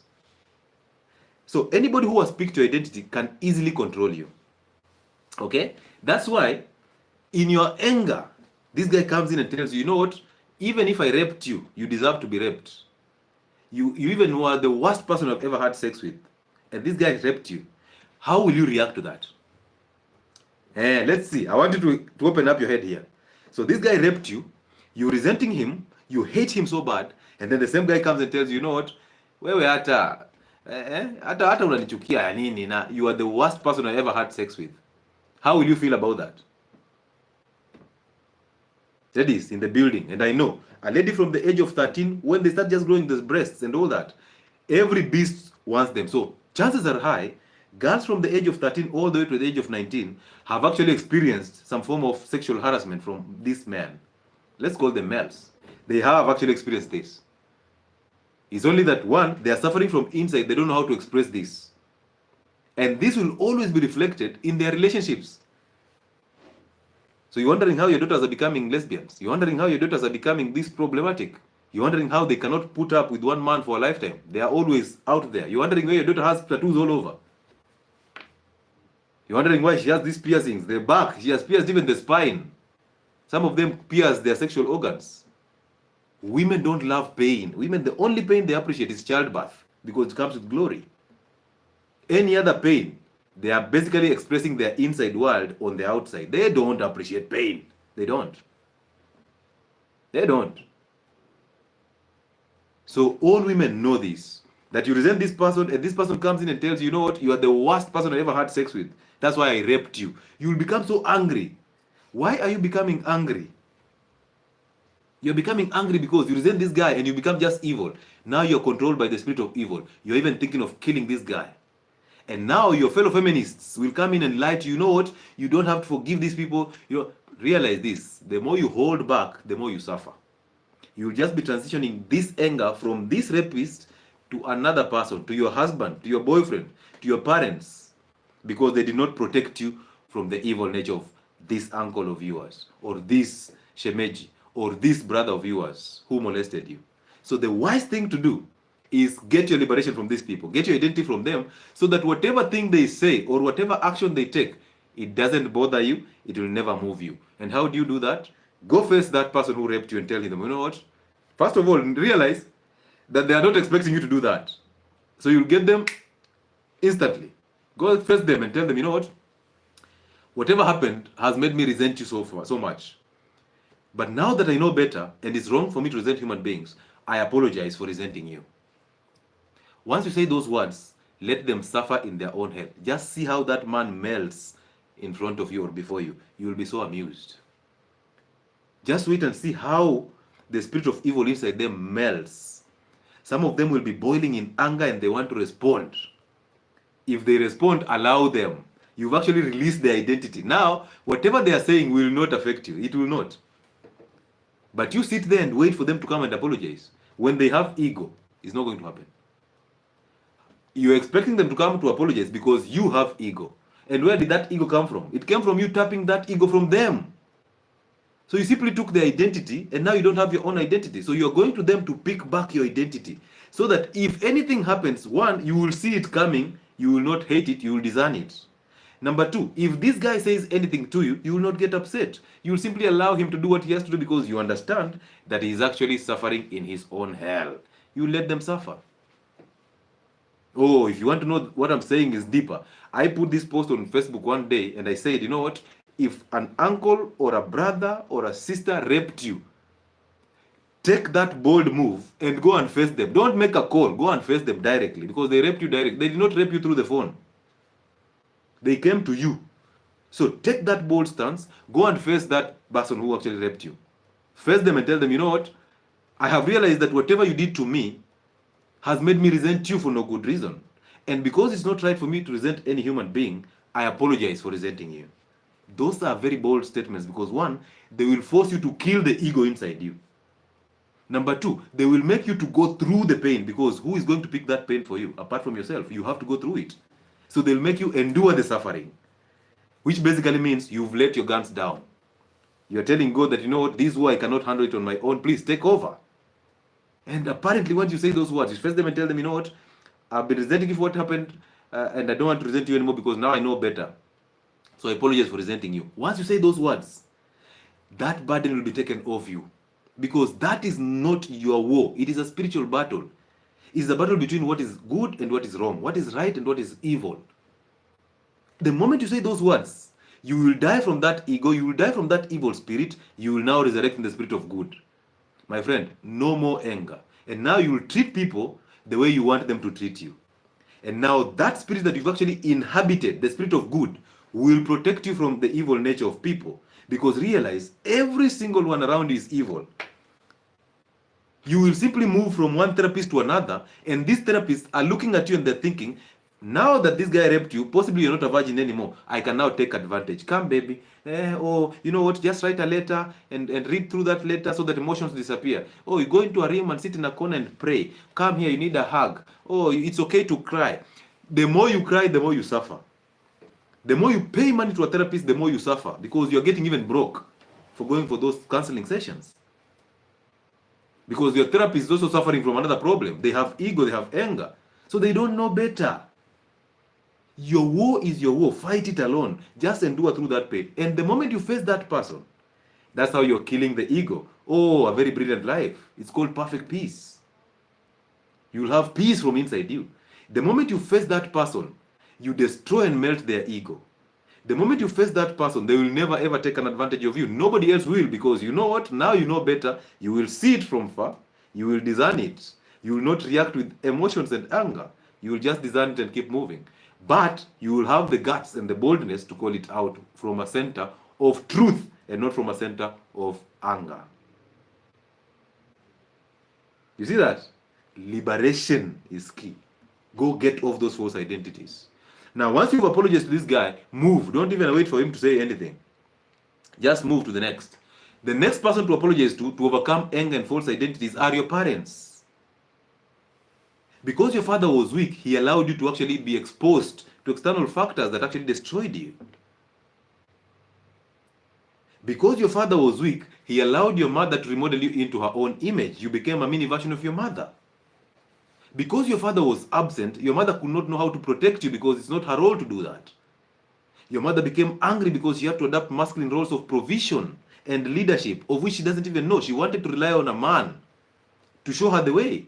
But now the man was absent, or the man was weak. Now your mother suffered, and you are suffering because your mother suffered too. So they just passed that suffering to you. So go and face your mother and tell your mother, you know what? Whatever happened between you and my father is none of my business. But I've realized along the way, I've been resenting you because of this. I've been resenting you because you remodeled me into your own image. And for that, now that I know better, I apologize.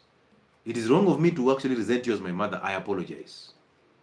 Now, don't care what your mother will say. Mothers will pull that emotional move all the time. They will play victims. They will try to make you know that the father was the problem. They are not the problem. They will never own up.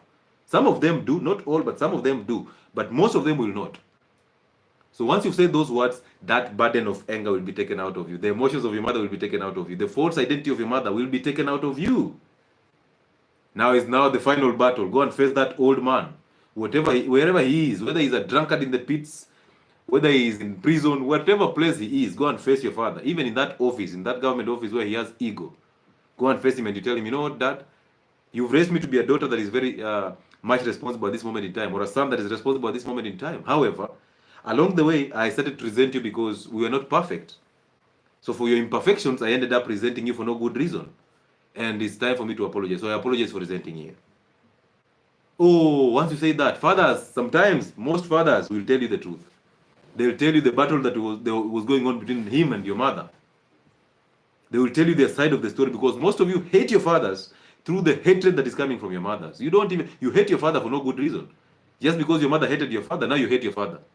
Because your mother told you, what, your father was the danger. Your father was doing this. Your father left us. Your father went and looked for other women. So she's acting out of anger. Now she taught you that anger. Now you're resenting your father with the anger from your mother. So you have to face that gentleman and overcome his weaknesses. Tell him, what, I am tired of resenting you, and because now I know better, I apologize. Perfect peace. Look at you dropping all those emotions. Look at you now knowing that you don't actually care about anything, not even your father and your mother.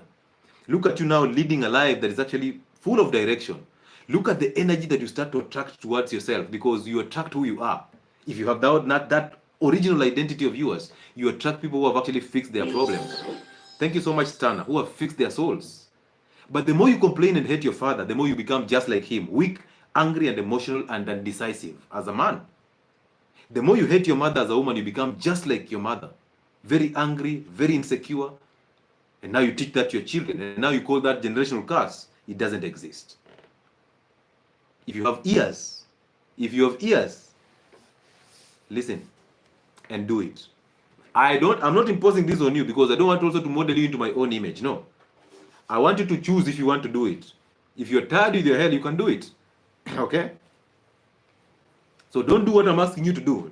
Do what you think is right. Amazing. All right, let's proceed.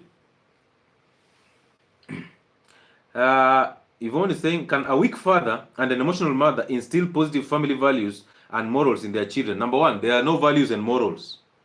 All right? So what are they imposing in their children? Nothing. Just their false identities and their weaknesses and their anger. Number two, there is no way a weak father can teach a child anything positive. Why? Because he does not know what is positive. That's why he's weak. Fathers are not designed to be weak. They are designed to lead from the front. So their weaknesses will be channeled into their sons. You see that? Now their sons will be indecisive. That's just like them. And that's why I'm saying it's going to get worse. All right? So there's nothing a weak father can actually teach their children. Because realize this, a man gets instructions from God, or the love comes from God to the man shares this love to the woman, and then the woman shares that love to the children. So instructions are coming from God through the man, to the woman, to the children. So I teach my wife on how to raise my children in a way that God instructs me. You see that? So if I'm weak, I have no identity. I don't respect the order of life. I don't have a connection with the Spirit of God inside me. So now how can I teach people good? We are either evil or good. We choose who we are. Choose the spirit that operates inside you. Because again, that man is not the one who is teaching. It is the spirit that is teaching through the man. You see that? So if you have the evil spirit in you, it cannot operate under the same frequency with the evil spirit of good. I hope I've answered that question. So this statement of no pain, no gain doesn't make sense.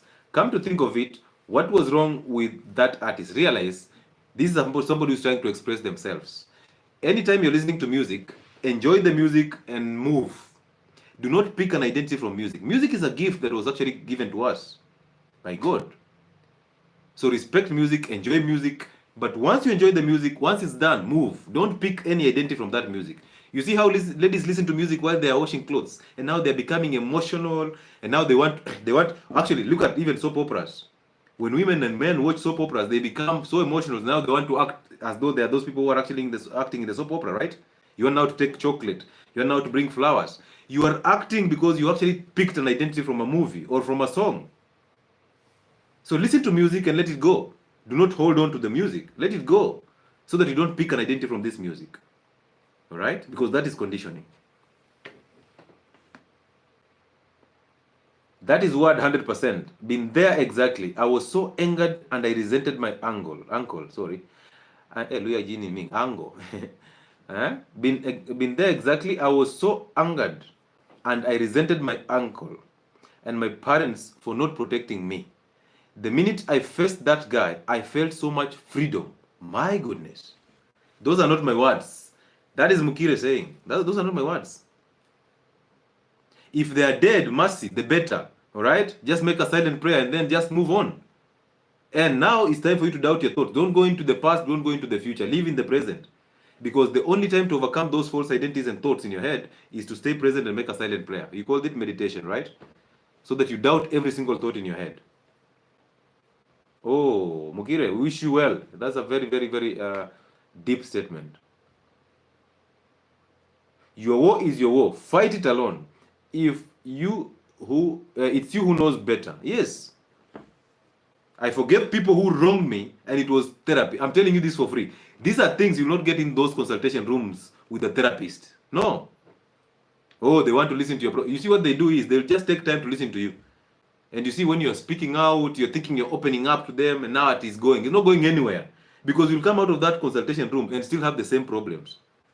Here, we give you the solutions. And the solutions are lying inside you. We only shed light so that you can actually see the direction of sense of light. And I know most of you love your own hell, so you can stay in that hell. You can live in that if you want to, but the truth is, you can win this battle on your own. And you have the power to become the best version of yourself in the present. In the present. Everything must happen now. Ladies and gentlemen, it's time for me to welcome any conversations. If you're on TikTok and you want to request to be a guest, please come in. Let's have this conversation. Who is Sister Do? Apewe mute here. Who is this Sister Do? Who is Sister Do? And you can easily see the name. From the name Sister Do, that tells you there must be identity issues. What is your name? Why Sister Do? Eh? Hey, homecoming crew. Hapo vipi? Ai, Sister Do.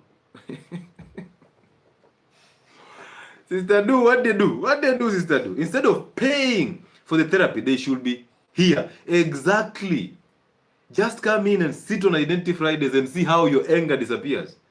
See how you come out of this feeling like you actually need the real solutions, and you go and do them. But you go and sit in the church, you'll come out more poor because you'll have tithed. Umepeana pesa, umeimba. And some of you, when you're in church, that's when the devil in your head now wakes up. He tells you, please cry. You're like, oh, guys. I told you the story of us facing the wall and just making that prayer there with that guy called Edu. Edu is now a pastor. Hey, Edu. Edu took me for a prayer. You know these CU things. We are there facing the wall, guys. For 2 hours, Edu is praying. I'm looking at Edu, I'm like, my prayers are done. I'm even copying your prayers now. And he says, Shandaraka Mosiah. I'm like, Mosiah. By the Mosiah ni nini? And then the devil comes loud in my head. He's telling me, by the what is Mosiah? Now I totally switch off from the prayer. I'm now thinking, Mosiah.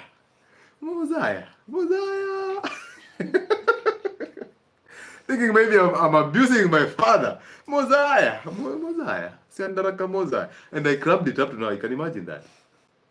Don't stop confusing the spirit inside you at Mosiah, Shandaraka Mosiah. What is that? God is not a God of confusion and he's speaking in tongues. That hey, Yahweh, you spoke in tongues. How has it changed your life?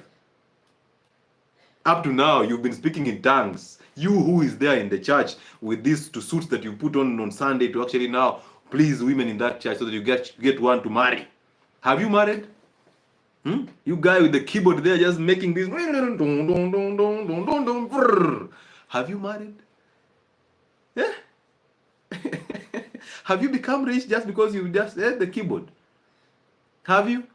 But look at your pastor. Where does he live? Hello? Your pastor lives in Lavington. And you have to take a matatu. Is it 46? You take a matatu from whatever place you're coming to town. Then you take 46 to Lavington to just go and sit there and listen to pastor saying, oh, Shadraka Mosiah, my God, we are going to Maju. And then the pastor goes to Maju and you are here. You are looking at him on TikTok live in Maju. Your pastor has problems of 10 million. 10 million. What are your problems? What? How much are your problems? 10 million? Divide by what again? Well, Amka. Wake up. Wake up. You have the power to change your life. And the power was put inside you. And that is your identity. When you reconnect with the source, everything works for you. The moment you reconnect with the source, and where is your source? Your biological father. That is your biological father is your earthly representation of God. Go and face him and overcome his weaknesses. Stop telling us 𝗠𝗢𝗥𝗔𝗟𝗦. Time for conversations. Ladies and gentlemen, let me bring in Mr. Carl. Hey, we prayed. We faced that wall. Hey. And then I came out. I still had to go to the library to read. I thought when I come out of this prayer room, there's just a revelation and every answer will be coming into my head. By the way, for the students, have you ever read a book trying to struggle to understand, then you doze off, and then you wake up and try to ask yourself what you've read? You just try to reflect what you've read and understood. You realize you are so empty, and then you decide, let me just pray. And then you pray, and again in that prayer you ask yourself, by this Jashika Kit. God, please come. God is there. He's not emotional as you are. He doesn't operate on an emotional level. He's only waiting for you to drop the ego, and then he works with you. That's amazing, right? Yes, Carl, Mr. Carl. Okay, good evening. Good evening, how are you? I'm very fine. I really like your content. I really like joining your live. It is very, very powerful. It's awakening. I appreciate, man. It is just on another level. I appreciate. Now, I would just like, if you don't mind, can you kindly just address the issue of spirituality and religion? Because for a very long time, religion has become a business in Africa. Yes. And just as you have said, the pastors have bills worth 10 million and problems worth 10 million. But if you look at the congregants, yes, congregants are living a very desperate life. True. Only address the issue of religion. I feel like it's something serious. Amazing, amazing. Thank you for that question, brother. Number one, drop every single thought that you've always tapped in terms of religion and spirituality. Because those people who know God, they have no idea of who God is. I repeat, those people who know God have no idea of who God is. Because the moment you think you know God, you have ideas in your head of who God is and how he looks like. And the moment you have those ideas, you've remodeled God into your own image. That is what religion does. And that's why religion makes us more divided than united. That's why you will think Christians, the radical Christians will start saying, you know what, Muslims are doing the wrong things. Radical Muslims on the other side, they're saying, these ones are kafirs. You know that? Because all of us have actually identified with the thoughts that were put in your head. Realize this. As a child, you're not born a Christian or a Muslim. You're just born a child. And you're a child of God. You had the Spirit of God. That spirit was distorted and taken away from you through your parents, who imparted their weaknesses and their false identities in you, through the church or the mosque that imparted their values and views in your head. They remodeled you into their own images. These people were evil. They did not have the spirit of good. They had anger. And they pushed you, they remodeled you into their own image. So now you became just a mini version of them. So therefore, at this moment in time, religion does not work. Why? Because it is totally customed or customized to serve interests of certain people.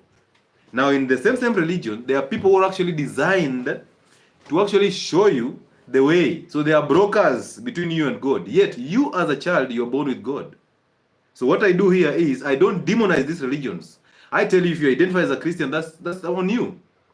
But if you identify as a Christian, read the Bible with no intentions of cramming the Bible or holding on to the knowledge. Read the Bible as a guideline. Once you read the Bible, if you close the Bible and you don't remember anything, well done, keep moving. Right? Because the Bible is a standard. It's like a map. When you're traveling to somewhere, you put on a map. Once you get to the destination, you close up the map and you move. So that's how the Bible and the Quran are supposed to operate.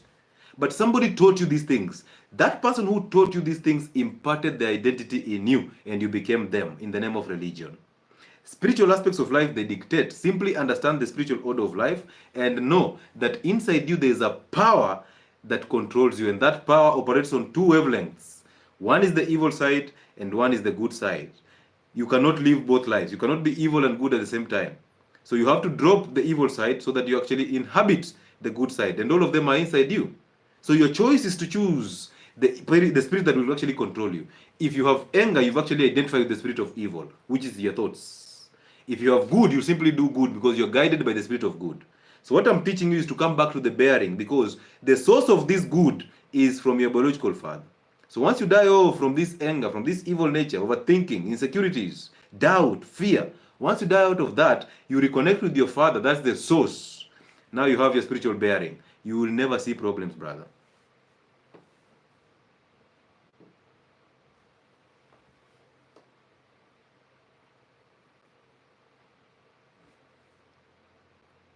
you will never see suffering. You will never see suffering. But the moment you see, the problem with us is we have thoughts that are put there by somebody, and now we identify with those thoughts, and now we become those thoughts. And that's why when you're doing a silent prayer or meditating, you will see your thoughts. You see that? You will see your thoughts. Now you'll be wondering, who is these thoughts and who is me? Who is this who is seeing the thoughts and who is that thoughts? That tells you there are two individuals in your head all the time. So drop the thoughts because they're not you. Right? When you drop the thoughts, you become the pure agent of yourself. Now you can actually see things, and God will speak to you through that identity. And realize God does not speak to you through the voice. When the pastor tells you, oh, God told me, God told me, God does not tell people about other people. He actually reveals things to you through your own identity. So if somebody tells you, oh, you know, God told me this about you, please, that's somebody you should slap the hell out of their heads and tell them, you know what? I resent the spirit of evil in you. I rebuke it. All right? Yeah, I rebuke that spirit of evil in you. Because nobody was designed or destined to actually know who you are as a person. You have that spirit in you, just allow it, and then God will reveal things through that identity on how to lead your life. That's how you start living present. That's how you'll drop the anger and the fears and the doubts. That's how you start living a perfect life with perfect peace from inside. I met a Muslim man living in Nyali, but owns a church in Ukunda. Injili ni biashara, Clinton Ortiz. Can you imagine that? Nowadays, so I am a Muslim, but I have a branch, a Christian branch in Nyali. Hey, people from Nyali, please, beba mkono juu. Inua mkono tuambie. So Sheikh Makaburi ako na branch Nyali ya Christian Gospel and Redeemed. Wacha tukunywe maji. Hii taa husuwe. Hey. Yo tawe. So you preach water, drink wine plus beer.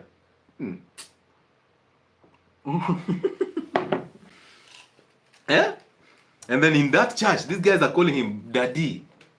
Our spiritual father, our Daddy. Daddy has a birthday. Let's buy him a Prado. You see that? And this guy on the other side, he goes, hey. People are sharp. Hey, ati Ezekiel wako wapi? Wewe. I don't want to be slapped with the thunder, struck with thunder. Thank you so much, Daratu. Akamete. Fire. Everything na double. You know that song? Should we play that song? Strike by thunder. Well, anyway, let's move to the next person here. Yeah? Somebody's saying, I know you. Oh, you know me? Amazing. Now I know you too, Daratu.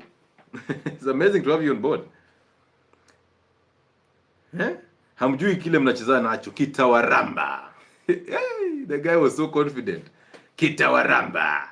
And you see that capacitor voice, that capacitor voice in us. Hallelujah. And it hits your head and you're like, hey, pastor ako na sauti nzito inaleta tu upako. Hey, pastor. Lecho Maria ni kanisa ya maana. Now we have Yesu wa Tongareni. Yeah? We have Yesu wa Tongareni. Yeah. So, ladies and gentlemen, remember on Tuesday next week we are in Nairobi for our physical consultations, which happen every end of the month. So you can book an appointment with us through the office contact that we've actually put across, 0707 07 47 22. Now, stop taking my direct contact and texting me, oh, Daktari this, Daktari that. Realize I only operate under a schedule, and my schedule comes from the office. And that contact that I'm giving you is the office contact.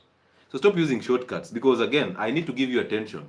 And I cannot give you that attention when you just come directly, because again, I have a lot to handle. And you know that already, right? I have a lot to handle. Imagine I'm here doing this.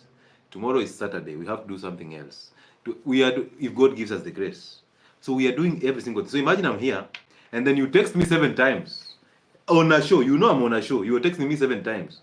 And then you expect me to respond to you at the same time. I am doing this show. And now you're starting to say, oh, this is a controversial doctor. Oh, this one does not even pick his calls. Trust me, we need to respect each other. And until you get an identity, you'll never realize this. So join Identity Fridays. All right? Yes. Good. Any other person who is here? There was the guy who was coming in after Carl. I hope, Mr. Carl, I hope I've answered your question, though. I hope I've done that.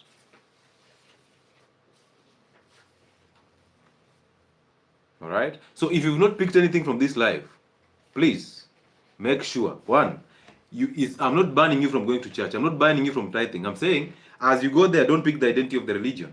Don't identify with the thoughts. Simply go there, listen, pick what you need to pick in the information, and then drop the knowledge and move. All right? There is no crime in you not cramming all these Bible verses. I used to think, why am I not cramming these Bible verses? Why are these people so special that they can actually recite all these verses? Why are these Muslim brothers so special that they can actually recite the whole Quran? I used to think I might be the problem. Maybe I'm the problem. Maybe I'm not paying attention that much. Until I realized you don't have to know anything.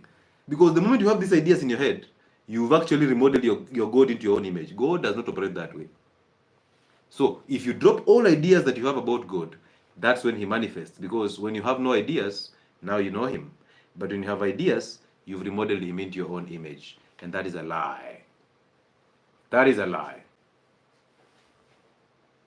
Perfect lie. So this is the last live we are doing this month until next month when we come out from the physical consultations. They are going to last 2 weeks. So you can imagine we'll be out of these conversations for 2 weeks. That's why it's always important that when you have the 4 lives that happen in those 2 weeks, be part of them so that you get your snippets and move. That's me, Gatimi, that's me. I can't cram. I used to think I am weak. Yes, all of us are there in church. We're wondering, how did this pastor connect this story to this story?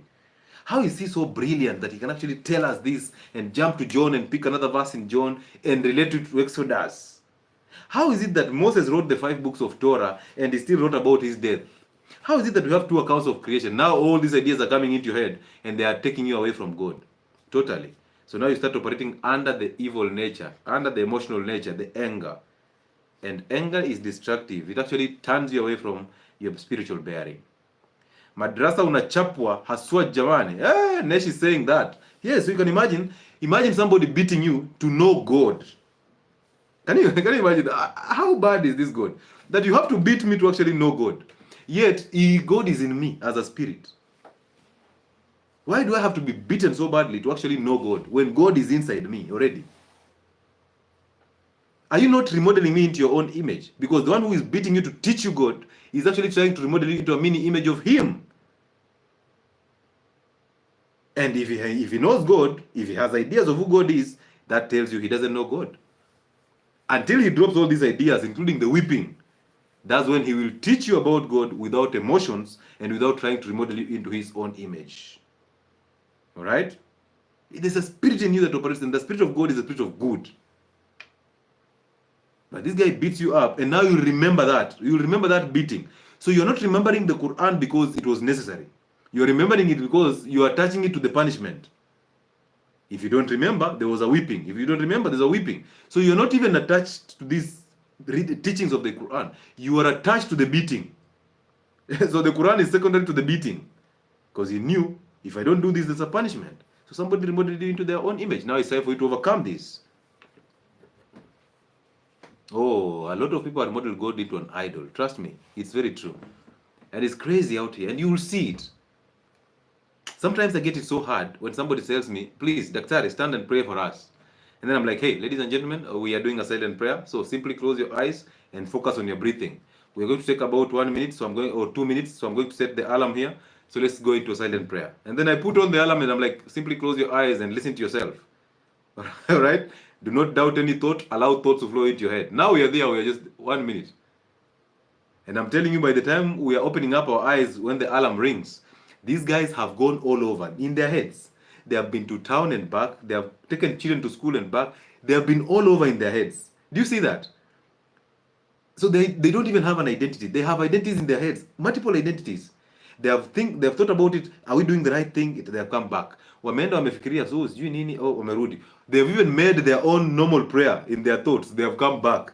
Now they're thinking this minute is not ending. By the time we are opening our eyes, this guy has been all over. So then how do you even have the state of calm? And yet the scriptures say, stay still and know God. And then it also says, bring all your thoughts into captivity. Because those are the ones that control you. The devil knows that this is your weaknesses. So he uses your thoughts to control you and manipulate you. So when you doubt every single thought, it becomes easy. Some will sleep, yes. Some will sit there and sleep. Thank you so much, Kate. I appreciate it. Some will sleep. And when you start doing a silent prayer, 10 minutes is a whole day. When you're new to it, 10 minutes is a whole day. You even think about the alarm. Why is it not ringing? When have I not done 10 minutes? Oh, okay, I'm now at the 6th minute, maybe. All right, okay, I want to go to school. Let me just sit here and do the silent prayer. Oh, come back, please. Oh, Dr. Lewis knows you did not do the silent prayer perfectly. Okay, I'm driving. Oh, I want to buy a car, but will I make it? I'm supposed to pay rent. All these thoughts in your head, one head. Judge yourself. Yeah, by then I was doing a silent prayer. Let me start again. Oh, I put on the alarm. You are all over. When will you ever be still? When will you ever have perfect peace? Oh, you people suffer. Every morning. And then somebody tells you, when you wake up, put your knees on the floor, because when you go down on your knees, God raises you above. I'm like, So you now know God better than me. Try a silent prayer. You will know what I'm talking about. Just sit down, close your eyes, and then just listen to yourself. Allow thoughts to flow into your head. If any case, just focus on the breathing, okay? Breathe naturally. Just focus on the breath. In, out. Breathe naturally. Don't even pay, just say, I'm now breathing faster. No, just relax. Just breathe naturally as a human being and let the thoughts flow into your head. Oh, you realize you've been a mess all through. Thank you, Anne. You've been a mess. Ever since you were born. The reconditioning started the moment you popped out of your mother's womb. The moment you popped out of that womb, conditioning started. Schools, church, mosques, environment, workplace, people, values, morals, all of them are here. And now you're struggling because you've identified with this and you've lost your direction. So our role is to remind you that you have a sense of direction, and that direction comes in by you adapting your own spirit of good, your own identity. Once you get that identity, everything else works for you. All right? Especially the negative thoughts. Yes, if you realize 90% of your thoughts, actually 99, are negative. Because they're not your thoughts. All right? So they're not even positive. There's no positive thing. The only positive thing about you is when you're in the present. You start appreciating yourself now. So stop thinking about buying a car tomorrow. You don't have that car. When you're in the office, you don't have a home. Stop thinking about your home. Think about your office. Think about work. When you're fasting, stay in the fasting. When you sit down to eat, stay in eating. Be present. Okay? Negative thoughts are not mine. Negative thoughts, even the positive thoughts, are not yours. Because you see, if you don't have an identity, you don't know what is positive and what is negative. What you're considering positive is what excites you. You see that? It's not the real thoughts. Because real thoughts can actually get you in trouble, can actually get you depressed. But what you identify with and what makes you feel good is what you consider as good thoughts. What makes you feel bad is what you consider as bad thoughts. That's not true. That's not true. All right? Because positive thoughts, they are truth. They don't care if you have feelings or not. They will be the truth. Not my truth, not your truth, but the truth. And they are harsh. They come out so hard on you because they tell you who you're not. But those that you call positive thoughts are the thoughts that mask your ego. They massage you so that you feel good. Oh, you know what? These are good thoughts. Oh, you know, I'll buy a car. These are good thoughts. No, they are massaging your ego and sending you into the future. You don't even have it.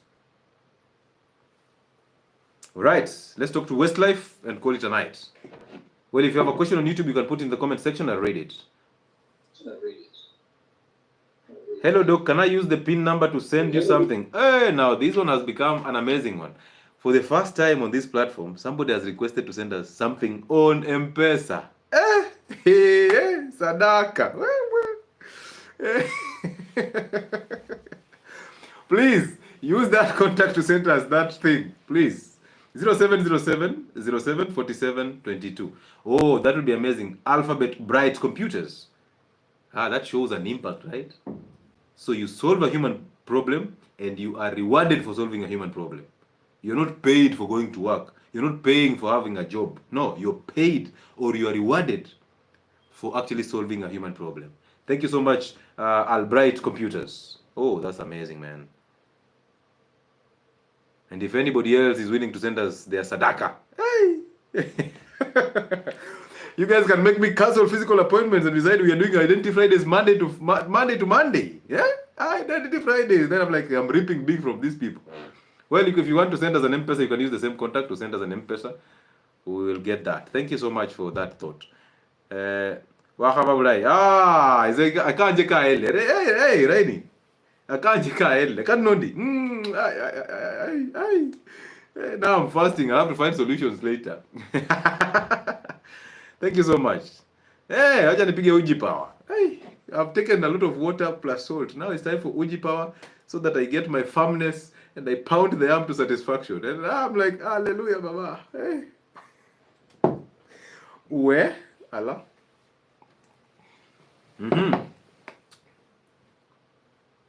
Doc, you've been of help. So selfless, a great doctor you are. Thank you so much, man. I appreciate that. I'll give you the story about how I pounded the arm through the uji power. What a lie. How can one break out of their current state to their full potential? Realize this, Carl. You cannot break out if you don't have an identity. And again, you don't have to break out. What are you breaking out from?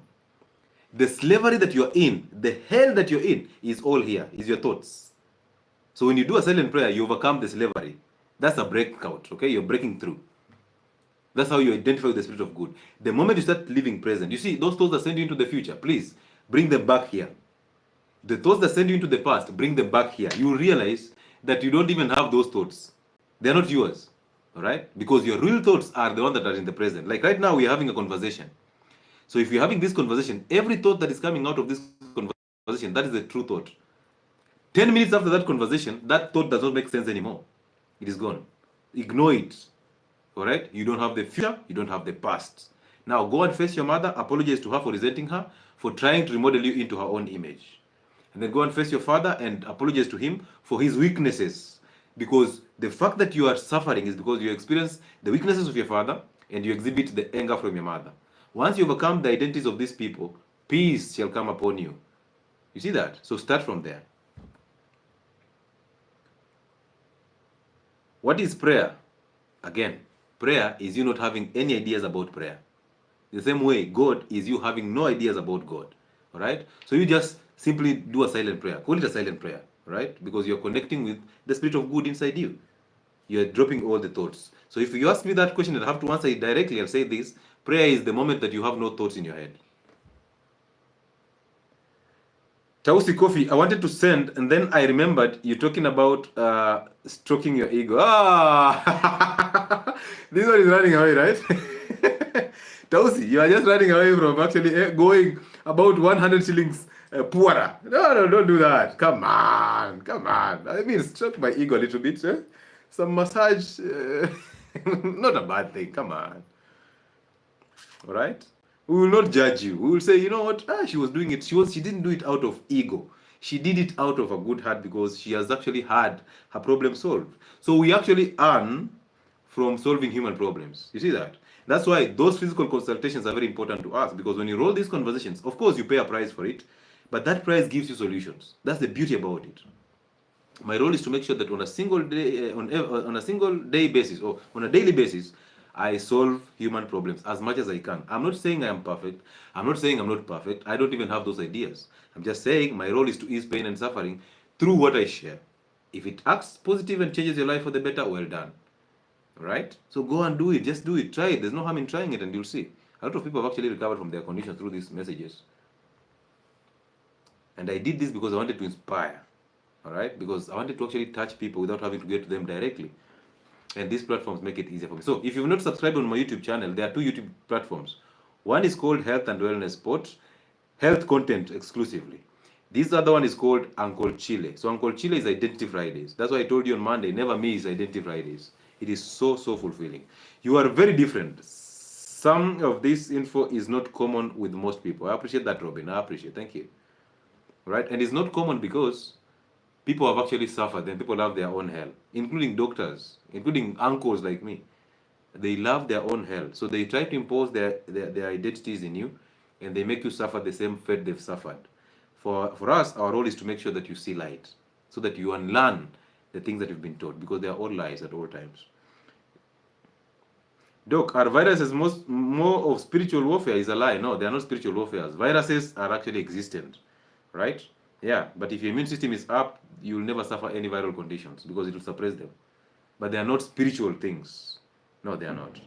They are conditions, right? They are microorganisms. So treat them as such. Because people will tell you, you know what, HIV is a spiritual battle and all that. Drop the medication and go simply pray. Realize this: your suffering started from you lacking an identity and allowing other people to recondition you into their own image and into their own minds and mindsets.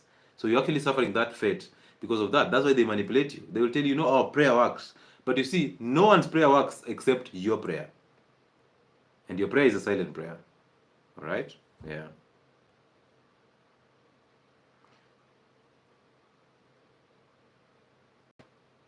So different mpaka mtu aspoelewa. Let me just see this. So different mpaka mtu aspoelewa.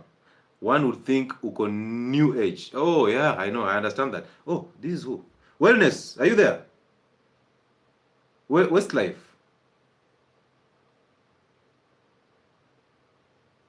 I even forgot I'd taken somebody in. Westlife, are you there? Ah, Westlife is not there. Westlife, kindly request back. I'll take you in before I call it a night.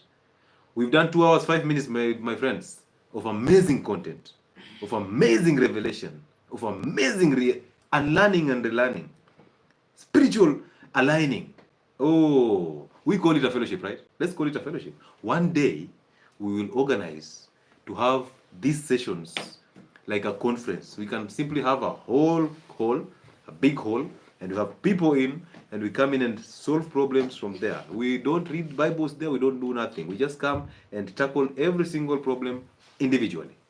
All right? And then it becomes a blessing to you, and you go and change people's lives from wherever you're coming from. At the age of 19, is it early to apologize? Listen, junior, you are at a perfect age because you are not 19. You are today. Junior, you are not 19.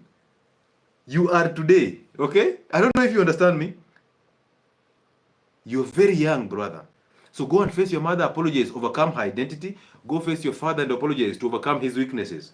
Imagine at that age that they've told you are, at 19, imagine what is going to happen to you if you just stay present and if you have your own identity.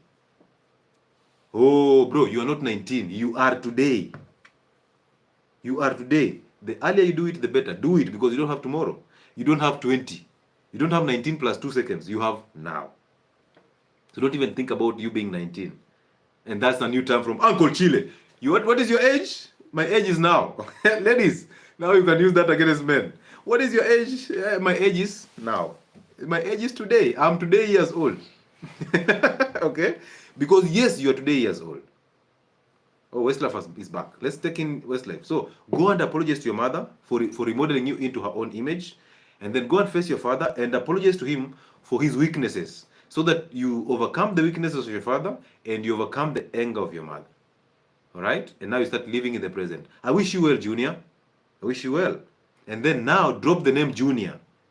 All right? Because it puts you into a submissive state. Drop the name Junior and use your name. Because there's the power in that name. There's the power in using the word I and make it capital. I am Dr. Lewis. All right? If Junior is your name, I am Junior. But I know Junior, Babji, these are names that are actually imposed on you to make you lose your identity. So how old are you again? Junior, how old are you again? Yes, Westlife. Habari yako? Mungu ni mwema, habari yako? Niko poa. I was interested in talking to you. Okay, welcome on board, brother. I've been seeing your content for a while and I feel like you're speaking to me. So okay. I would really need your opinion on something. All right. So you've been saying about identity. And currently I'm like struggling with 2 addictions. Okay. One is weed. Okay. The second is masturbation. Okay. We can also add porn there. They go like hand in hand. Very true. And when you speak about identity now, yes, my life has been a bit chaotic. Okay. I am from a single parent household, the way you're saying. Mm-hmm. My mom has anger, the way you're saying. Okay. I don't know who my father is. Okay. and my mom abandoned us, me and my small sister, when I was in class 7. Yes. I don't know how old I was. Okay. And then from there, I was taken in by relatives. Okay. And it was tough. Yeah. Wow. It was tough. Mm-hmm. Now I'm in campus, Okay. and I feel like, the way you're speaking to people. Yeah. Like, you point me in the right direction. I'm sure, like, hey, I'll be good, because technically, me inside me, Yeah. I feel like I'm gonna explode. Yeah. In Yeah. the sense that I have a lot of things that I'm weighing. I'm like, hey, my mind just reaches a dead end. I cannot account for all these things. Yeah. So when you say we should not resent our parents, nah, and we should not resent our relatives also, I wonder. Yeah. Because these people are not good people. Mm-hmm. In the sense that, like, they haven't raised me like poor. They have caused me a lot of pain. Yeah. So currently, I managed like to move out, and I'm staying on my own. Amazing. And the reason why I moved out is because I exploded at the relative's house. Okay. And they did not take kindly to me, like venting and pointing out this and that. Yeah. It was something hectic. Okay. Now the surprising thing is, my mom came back in the picture. Yeah. And surprising thing is, she's supporting me now. Okay. So now I sit and I wonder, hey, like, what will Rudy could do? Yeah. Yes, and the same time, spear my relatives, it's like they're waiting for me to finish school, and you just go. Okay. You get, like, it's a burden. Yeah, sure. It's not their burden, you get. Yeah. So now I'm sitting there. I just feel like I need direction. Sure, bro. Yeah. Good, amazing, bro. Thank you so much for taking a chance to be bold. That's the first move, bro. And that boldness is coming from a center of you suffering, because you suffered. And I want you to see this. One, the spirit. How did you feel about erupting at your relatives? I felt good afterwards. Yeah, because there was something boiling inside you, that these people are actually modeling you into their own image, and you've reached the threshold, and now it's time for you to show them that, you know what, you guys are this type of people, and I have to come out and show you that. But I want you to know this: that was coming from the center of anger. So the evil spirit was lying to you that, you know what, if you shout at them, or if you go after them, you will feel better. So you went after them because of the anger, and now you thought, oh, you know what, I've achieved this goal, and now you thought you felt better. The devil deceived you through your own thoughts. So I want you to do this. How old are you at this moment in time? Don't tell me I'm old. I'm old today, but I want to know your real age in terms of the other age. How I'm old are you? turning 21. Perfect. I'm turning 21 this August. All right, good. So now listen, bro. You already seen the light. You're just blocking the light from guiding you, because realize this. We've talked about the spiritual order of life, right? We've said that God above men, men above women, and then women above children. And that order is how God flows his love from him to the man, from the man to the woman, and from the woman to the children. Now, if the children, if the father is absent, or the father is weak, women become so angry at these males, and then they pass this to their children. So they pass this anger to their children. Now realize, you are born from evil parents. You are born from a weak mother, a weak father who ran away, and then you are born from an angry mother who was angry at your father, and that's why she ran away from you, because she looked at you and saw your father in you, and she could not handle that, so she ran away. Also, she was chasing her thrills. Did she go and get remarried? No. Apparently, she went and like got a job. Yeah. Now she's doing good, but money can't fix everything. No, but you see, again, let's give her benefit of doubt in terms of the job. But the truth is, why would she not find a job when she was with you there? Why would she run away from you people to go and find a job? It's not like a job was found somewhere when she was running to. She was actually running away from her responsibility. The story is a bit deep. Yeah. If you like want Yeah. details kidogo of Please what do. led to that. Please do. So you were having financial difficulties. Yes. And tulikuwa tunahama sana. Unajua ile ya kuhama asubuhi? Ndio. So it was rent issues, even eating was a problem. Yeah. Now now she added another small sister. Initially I was alone, now we were the two of us. Yeah. So one day, the house was locked and the landlord was like, hey, you can't talk to us anymore. We have talked. Mm-hmm. So we went to a daycare. Yeah. A big ass me. We went to a daycare. Yeah. Left us there, me and my sister. She said, let these children sleep here. Mm-hmm. I'll come tomorrow. I'll come tomorrow. Hey, she disappeared, man. I was so confused. Yeah. So it went to the chief. People were involved. So I was given two alternatives. Mm-hmm. You either like go to a children's home, or do you know of any relative? Mm-hmm. Me, I was like, I'd rather go the way of relatives, at least. The devil I know. But sasa things were not very well. Like the wife to my uncle hated me with a passion. I'm not gonna lie. Yeah. Yeah, I thought like it will be welcome, but ilichukuliwa to just because no one else could have taken that, you get. Mm-hmm.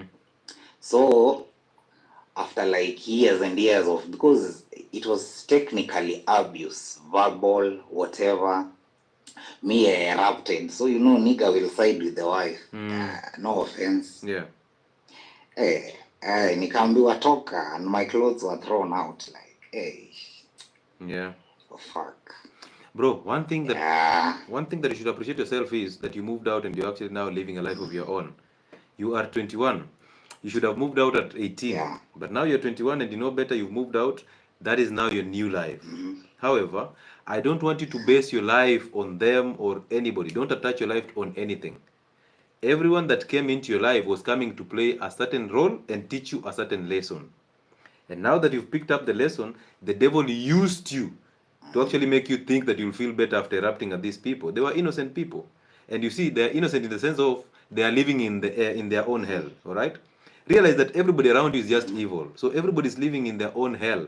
And they love it there, including your uncles, including your angry mother that actually knew that you people cannot afford a meal but still got pregnant for another man. You see that? Yeah. Yeah, that was upsetting. He was a married man. That was upsetting. You can imagine and that. He disappeared. So she was chasing. She was chasing a thrill in terms of getting an orgasm and possibly getting some support from that gentleman. Now this guy comes here, gets free access to the sex, gets the sex, makes her pregnant, and this guy disappears again. So your mother was suffering in her own hell, so she was just attracting who she is. And she thought that she can actually get these solutions from men. But these men are coming in to just rip the organ and then run. Rip the organ and then run. And that's a realistic statement. And if you don't take care, bro, you will suffer the same journey.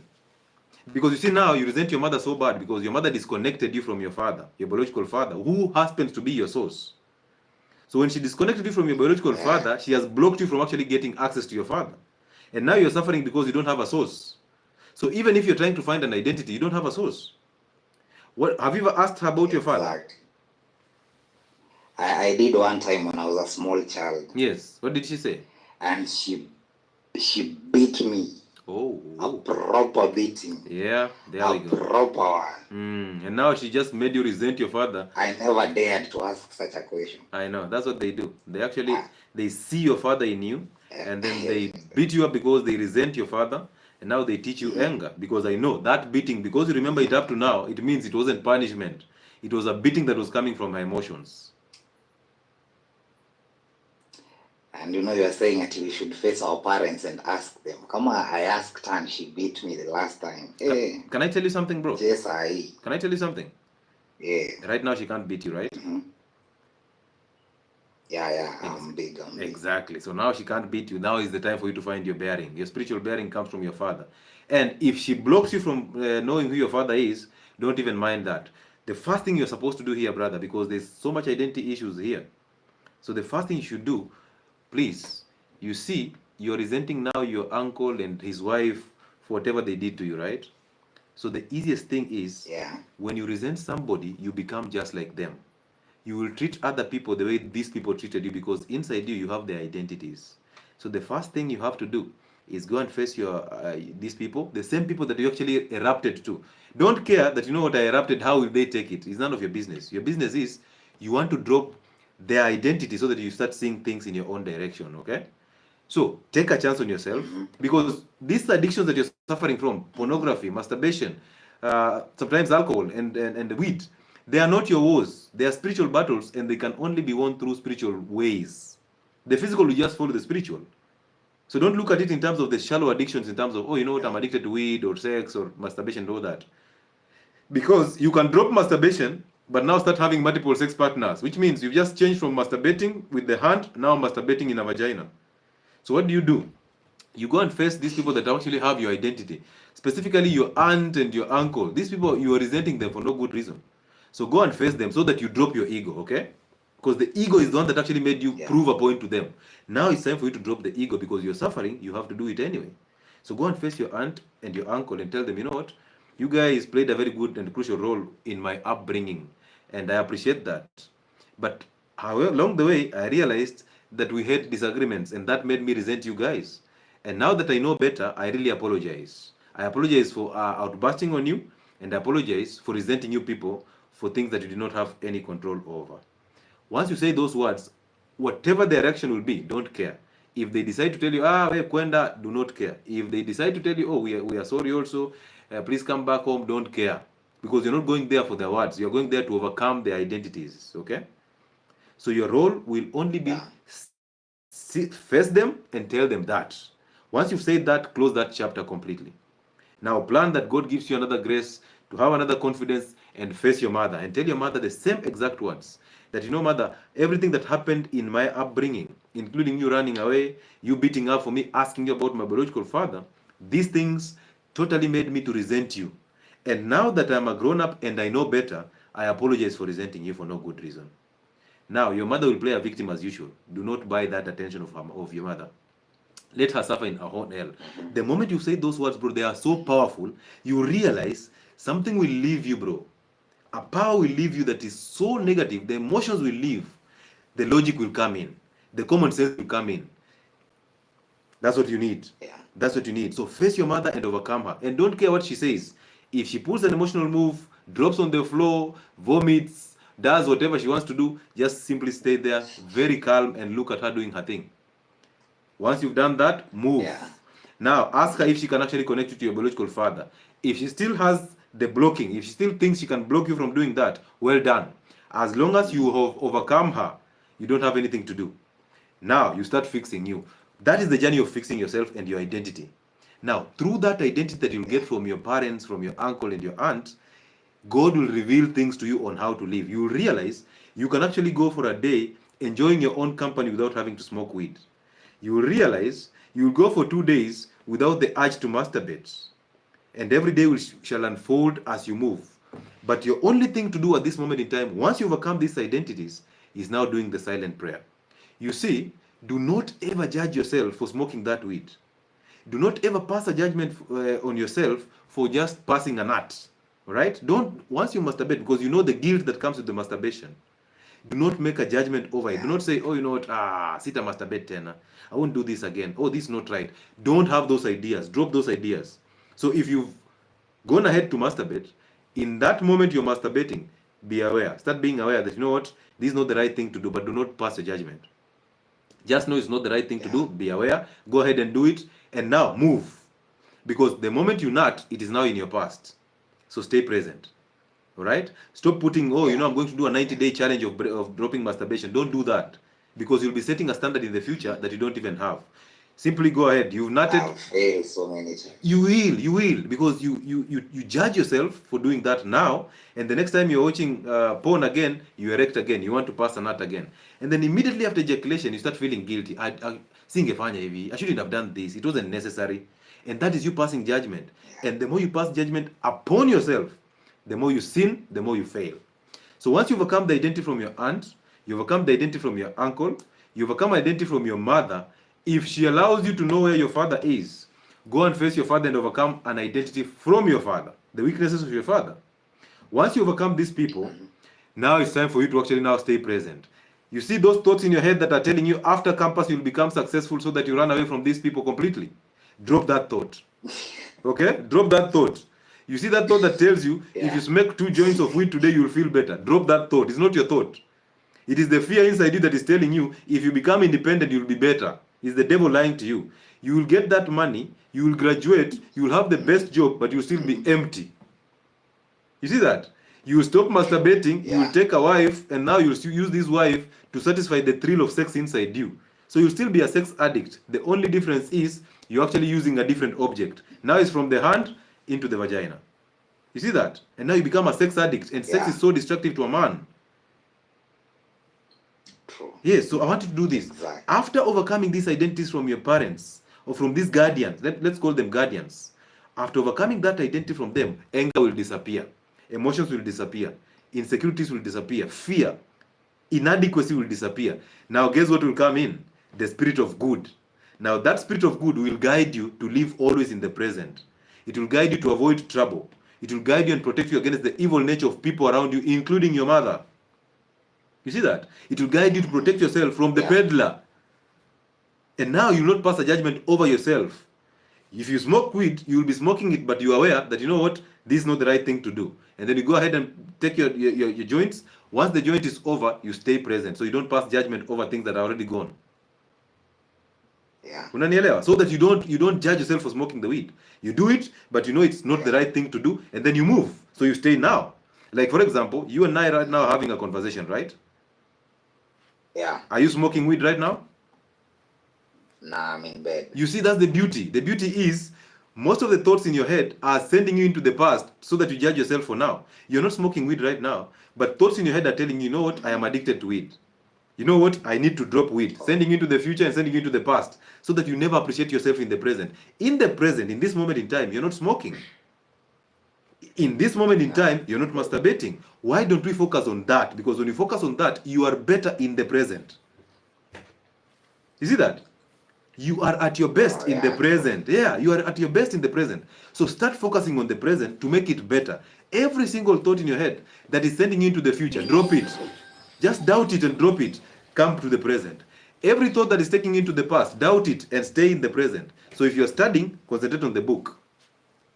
All right? If you're doing something, maybe a workout, concentrate on the workout. Once it's over, move on to the next thing. Make it ishi hapo kabisa, every time in the present. And then doubt thoughts in your head, and now I want you to do a silent prayer. When you wake up in the morning, simply just close your eyes and let thoughts flow into your head, both negative and positive, okay? Your only role will be to focus on your breath. You see the same way you smoke that weed and you see how you focus on that? I want you to focus on your breath, how you breathe naturally. Anything else, yes, anything else, don't let the thoughts flow. Don't fight any thought. Don't pay attention to the noise that is coming out. Simply pay attention to what is happening here. Let the good thoughts and the bad thoughts flow into your head. All those are ego. Let them come in and go. And don't follow those thoughts. As they come in and go, just watch them. You focus on the breathing, okay? Always focus on the breathing. Do that before you go to sleep and do that in the morning. And be consistent with it, brother. Because the power here is in the consistency of staying present and doing the silent prayer. And then, I want you to do this. All those apps on your phone that are actually guiding you into the dating sites, taking you into porn, if any case, delete Instagram on your phone. Because Instagram will serve you with empty thighs and boobs so that you go ahead and masturbate. Delete Instagram from your phone. Right? Go and delete those porn sites from your phone. Now, you're not doing that from the guilt. No, you're doing it because you don't want to go back there. And if you go there, don't judge yourself. Simply go there, but again, delete it in the present, okay? So delete all those porn sites on your phone. And then, now, if the masturbation happens, let it happen, but move on and stay in the present again. It's a beautiful thing to do. It's going to take you time to fix this, but once the fixing comes, bro, you're not going back again. And it will be easier because it's not you who will be not going back. It will be the spirit of good in you that will be guiding you on how to avoid masturbation, on how to avoid weed, on how to avoid pornography. So I want you to substitute, because you cannot drop a bad habit. I want you to substitute. For example, if you know very well anytime you're idle, that's when you masturbate, at least enroll a gym. You see? So that you go and win off that energy in the gym. Go and take that energy and testosterone into the gym in building muscles so that you redirect the energy from the penis into the muscles. You see that? Yeah. Number two, start eating 2 meals a day, brother. Eat at noon and in the evening. If you can, you are 21 years old. You can eat only 1 meal in the evening. And make sure that this meal is rich in proteins, fatty proteins. Ukinunua nyama yako nzuri bro, hata kama ni dogo, mwambie akuweke ile nyama ya mafuta. Right? So that you enjoy this fat. And this fat is coming in to help you build testosterone. And testosterone is the energy that will power you into motivation to do stuff and not focus on masturbation and nutting into the sheets. Right? So build that testosterone. Once you build that testosterone and now you build the identity, bro, you will become a superman, brother. And you can imagine the guts of you coming on a live on like this to say this message. That tells you inside you there's a supernatural power that can actually power you into the present so big, brother. There's so much potential, you can actually achieve it. Just put in the work. Put in the work. Yeah, put in the work. All right? Yeah. Put in the work. And then, so we've said, start enroll the gym to substitute the bad habits. So no idleness. Start reading books. If you can find the first book called Atomic Habits, go buy that book and read it, bro. You are investing in yourself. Go buy that book, Atomic Habits. It will teach you what you're actually doing wrong in terms of the small habits that you do on a daily basis. All right? You're enrolling a gym to boost your testosterone and the muscles. You're eating 2 meals a day so that you have a gap of 8 hours between meals. That is a fasting gap. And now I want you to also do this. If you're doing 2 meals every day, do it for 4 days in a week. Choose 3 days that you'll only eat 1 meal in the evening to boost testosterone even further. Okay? And then start having cold showers.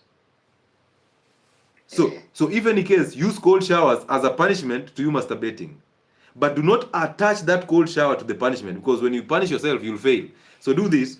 The moment the urge to masturbate comes in, you either run to the gym and just do some biceps, or you simply run to the bathroom and do a cold shower. And now the thought disappears. You know how the cold shower resets you? You do a cold shower, it resets you totally, and now the urge is gone, because that urge is coming in as a wave. And if you realize, you will masturbate at specific times. You will realize that most of the times you're masturbating at very specific times. Maybe when you're going to bed and now it's setting in. Maybe you saw a video of Alicia Kanini doing this and now you want to just do that. Bro, this is the moment to overcome those thoughts, and you overcome those by substituting that habit, okay? So you go and take a cold shower and come back, and that thought will be gone. You see that? Because it's a wave. So you want to overcome that wave. Just the same way you feel hungry at 12, you eat at 12. When you go past 12, at 1, there's no hunger anymore. So do 2 meals a day for 4 days in a week, and then do 1 meal a day for 3 days in a week. Be very, very consistent with that for the next 6 to 8 weeks. Because 1 meal means you're fasting a 24-hour fast. 2 meals, it means you're fasting a 16-8 intermittent fast. So we've actually brought in the diets, high in fat. We've brought in the meditation to overcome those thoughts in your head and stop judging yourself. We've brought in the power of staying present. We brought in the element of cold showers to actually reset you. We brought in the power of the gym to build your muscle and testosterone to overcome these false identities. We've told you to go and overcome your mother and your father if they allow you, and your uncles to drop their own identities because they're actually messing you up. And now once you do that, everything will align to you, brother. I can assure you that, because every man at 21, from around 16 to 21, all of us have gone through that path, bro. So you're not alone. But you can be alone and independent in thinking. You can be different. Yeah. Put in the work, all right? Yeah. I wish you well, brother. I have a question. Go ahead. I have a question before we go. Yeah. I was on your live on Monday. Mm-hmm. And that's when I learned about the silent prayer. Yes. But me, when I do a silent prayer, the only thing that comes into my mind are just painful memories, like things that trigger me, and I don't want to sit there thinking about these things. Yes. I want to let them go. How can I let them go when I'm... By not thinking of how to let them go. Praying. Okay? You let them go by not thinking of how to let them go. For example, right now, you're going through that because it's a painful period to die of your ego. You're supposed to endure that suffering. Nobody's coming to take that burden out of you. Endure that suffering, because through that suffering is when you pick up the lessons. So you see, the silent prayer is designed to help you overcome your thoughts. But most of us, even those who are not in your position, they struggle with the silent prayer, because all of us have a lot of thoughts in the heads that are coming in, and all these thoughts are not yours. Realize, when you're doing the silent prayer, you're thinking about your thoughts, right? So you are watching those thoughts, which tells you they are not your thoughts. They are not your thoughts. They were put there by somebody. They are put there by your aunt, your uncle. The pain and hatred was put there by your aunt. The suffering was put there by your mother, your angry mother. The suffering was put there by the absence of the father. So it's not your battle. And that's why when you fix your identity, this battle is taken away from you. You cannot take it away by yourself. It's beyond you. And you cannot win spiritual battles by now doing the physical things. So endure that suffering. It will take you a while to just die from it, but you have to die from it, because once you die from it, you resurrect in the nature of good. So endure that suffering. And then listen, bro. You see, anybody who does a silent prayer in the beginning, before you master that art of meditation, what happens is there's useless thoughts coming into your head. And you see, you as the body, there's no pain. The pain is coming in as a result of you identifying with those thoughts. That, you know what, my mother beat me for asking about my father. Now you have the pain. Oh, you know, my aunt resents me. She hates me. If your aunt hates you, you've not died out of that hatred. You're still living, right? Yeah. So when you identify with that thought, now the pain comes in. So the pain is not here. The pain is here. So that's why we're doing a silent prayer, so that these thoughts come in and go. This pain comes in and disappears. We detach from our thoughts, and thoughts are the ones that are controlling emotions and feelings. So we detach from these feelings. And once we do that, bro, perfect life, bro. The only thing you need to do is to stay consistent. As you suffer in that silent prayer, start slow. Start with 2 minutes. Grow into 5 minutes. Grow into 10 minutes. And until you overcome every single thought, and you do 10 minutes of a silent prayer with no thoughts in your head, bro, you will have won at that moment in time. Do it until you get to that level. So therefore, consistency is very key. Patience is very key. And discipline is very key. The discipline to do it even if you don't want to do it. The discipline to wake up from that bed and go do a cold shower when you want to masturbate. The discipline to go to the gym to build the muscle even if you come out with sore muscles. The patience to know what, this is not going to fix itself now. It's a battle beyond me. And therefore, I'm giving this out to the Lord to just take over it. The consistency to know that, you know what, I will do this today even if it's raining. I'll do it tomorrow if God gives me the grace. I will do it over and over until I win this. That consistency, they call it CPD. Consistency, patience, and discipline. You will win this battle, brother. I assure you, you will win it. If any case, by virtue of you coming up front, you've already won the battle. Thank you. Yeah, you already won it. Just allow that spirit of good to actually help you now overcome every single one of it. And you can only do that if you consistently do the silent prayer. I will. I wish you well, brother. I wish you well, and I can assure you, if God gives us the grace to live tomorrow, we will be here celebrating your story. So stay present every single day. Don't live in the future. Don't live in the past. And do what you have to do, okay? Yeah. Oh, man, I wish you well, brother. I wish you well. Thank you. You're welcome. Oh, what an amazing story. What an amazing story. And you can imagine, he came in, we forgot about him, he dropped and then came back. You see the consistency in coming up every single time. The consistency of him being here on Monday and he's still here now. We want that consistency. Put that consistency in whatever you're doing, brother. All right? Drop the thoughts about the future. You know, I'm in school now because I want to run away from these people. Drop those thoughts. Just do you. Because you are perfect in the present. Imagine you're not smoking any blunt right now. Imagine you're not masturbating now as we're having that conversation. But the devil is lying to you. You know what? You masturbated a minute ago, so you're worse. Oh, you know what? Don't worry. This doctor is just saying these things. You'll masturbate again. Bro, that is the devil lying to you. The same spirit that told you to erupt and then came and told you now you feel better because you've erupted is the same spirit that is lying to you. So allow it to die. It's a painful process to die off the ego, but do it. Oh, we wish you the best, brother, on this platform. And may God protect you and may God shine light on your path because you deserve better. You are set up by the failed system, your weak father. You are set up by your angry mother. You are set up by those who took you out of ego. They did not want to take care of you, but they took you out of ego. Right? And you're set up by the world. But now when you unlearn things, you become better in the present, brother. You don't need any counselor. Because once you get your identity, the Lord shall reveal things to you through that identity. Okay? And those revelations are the reasons why you'll get better. And you live according to those revelations because you have died from the spirit of evil to the spirit of good. Amazing. Amazing. We can call it a night, ladies and gentlemen. Thank you so much for that. Beautiful fellowship here. There is so much wisdom that oozes from this gentleman here. Amazing. I appreciate that. Thank you so much. All of you who have been here silently, who have been here liking our live, 116,000 likes. Man, I wish I had the same on YouTube. So if you've not enrolled on my YouTube platform, go on Uncle Chile. It's a platform on YouTube. Just subscribe on it and just wait for me to do the rest. Subscribe on Health and Wellness Sport and wait for me to do the rest. If you're not on those two platforms, you're missing out on a lot. I am not perfect. We learn every day. We learn from each other, but constantly we stay present, we die from ego, and we maintain the CPD. All right? So I wish you well, all of you. I can't wait to see you on Tuesday in Nairobi for the physical consultations. Use that office contact to book an appointment with us. We will see you again when we come back on these platforms again. But again, we always do this. If you've not joined my platform on Telegram, just go and search Health and Wellness Sport on Telegram. There's a platform there that will teach you a lot of things. So go join that platform. There are people there who understand the gospel. They will teach you something new. I'm always there trying to shed this light to people. This live will be available on YouTube from tomorrow. You can simply go there and review it. Some of the videos will be cut from this video and posted as short videos. You can enjoy that content for free and boost our platform. The more you support us, the more we support other people too, okay? And the more you subscribe to our channel and make us bigger, the more we serve more people. So thank you so much for being patient, staying here the entire 2 hours and 40 minutes. Can you imagine that? About 3 hours of a live.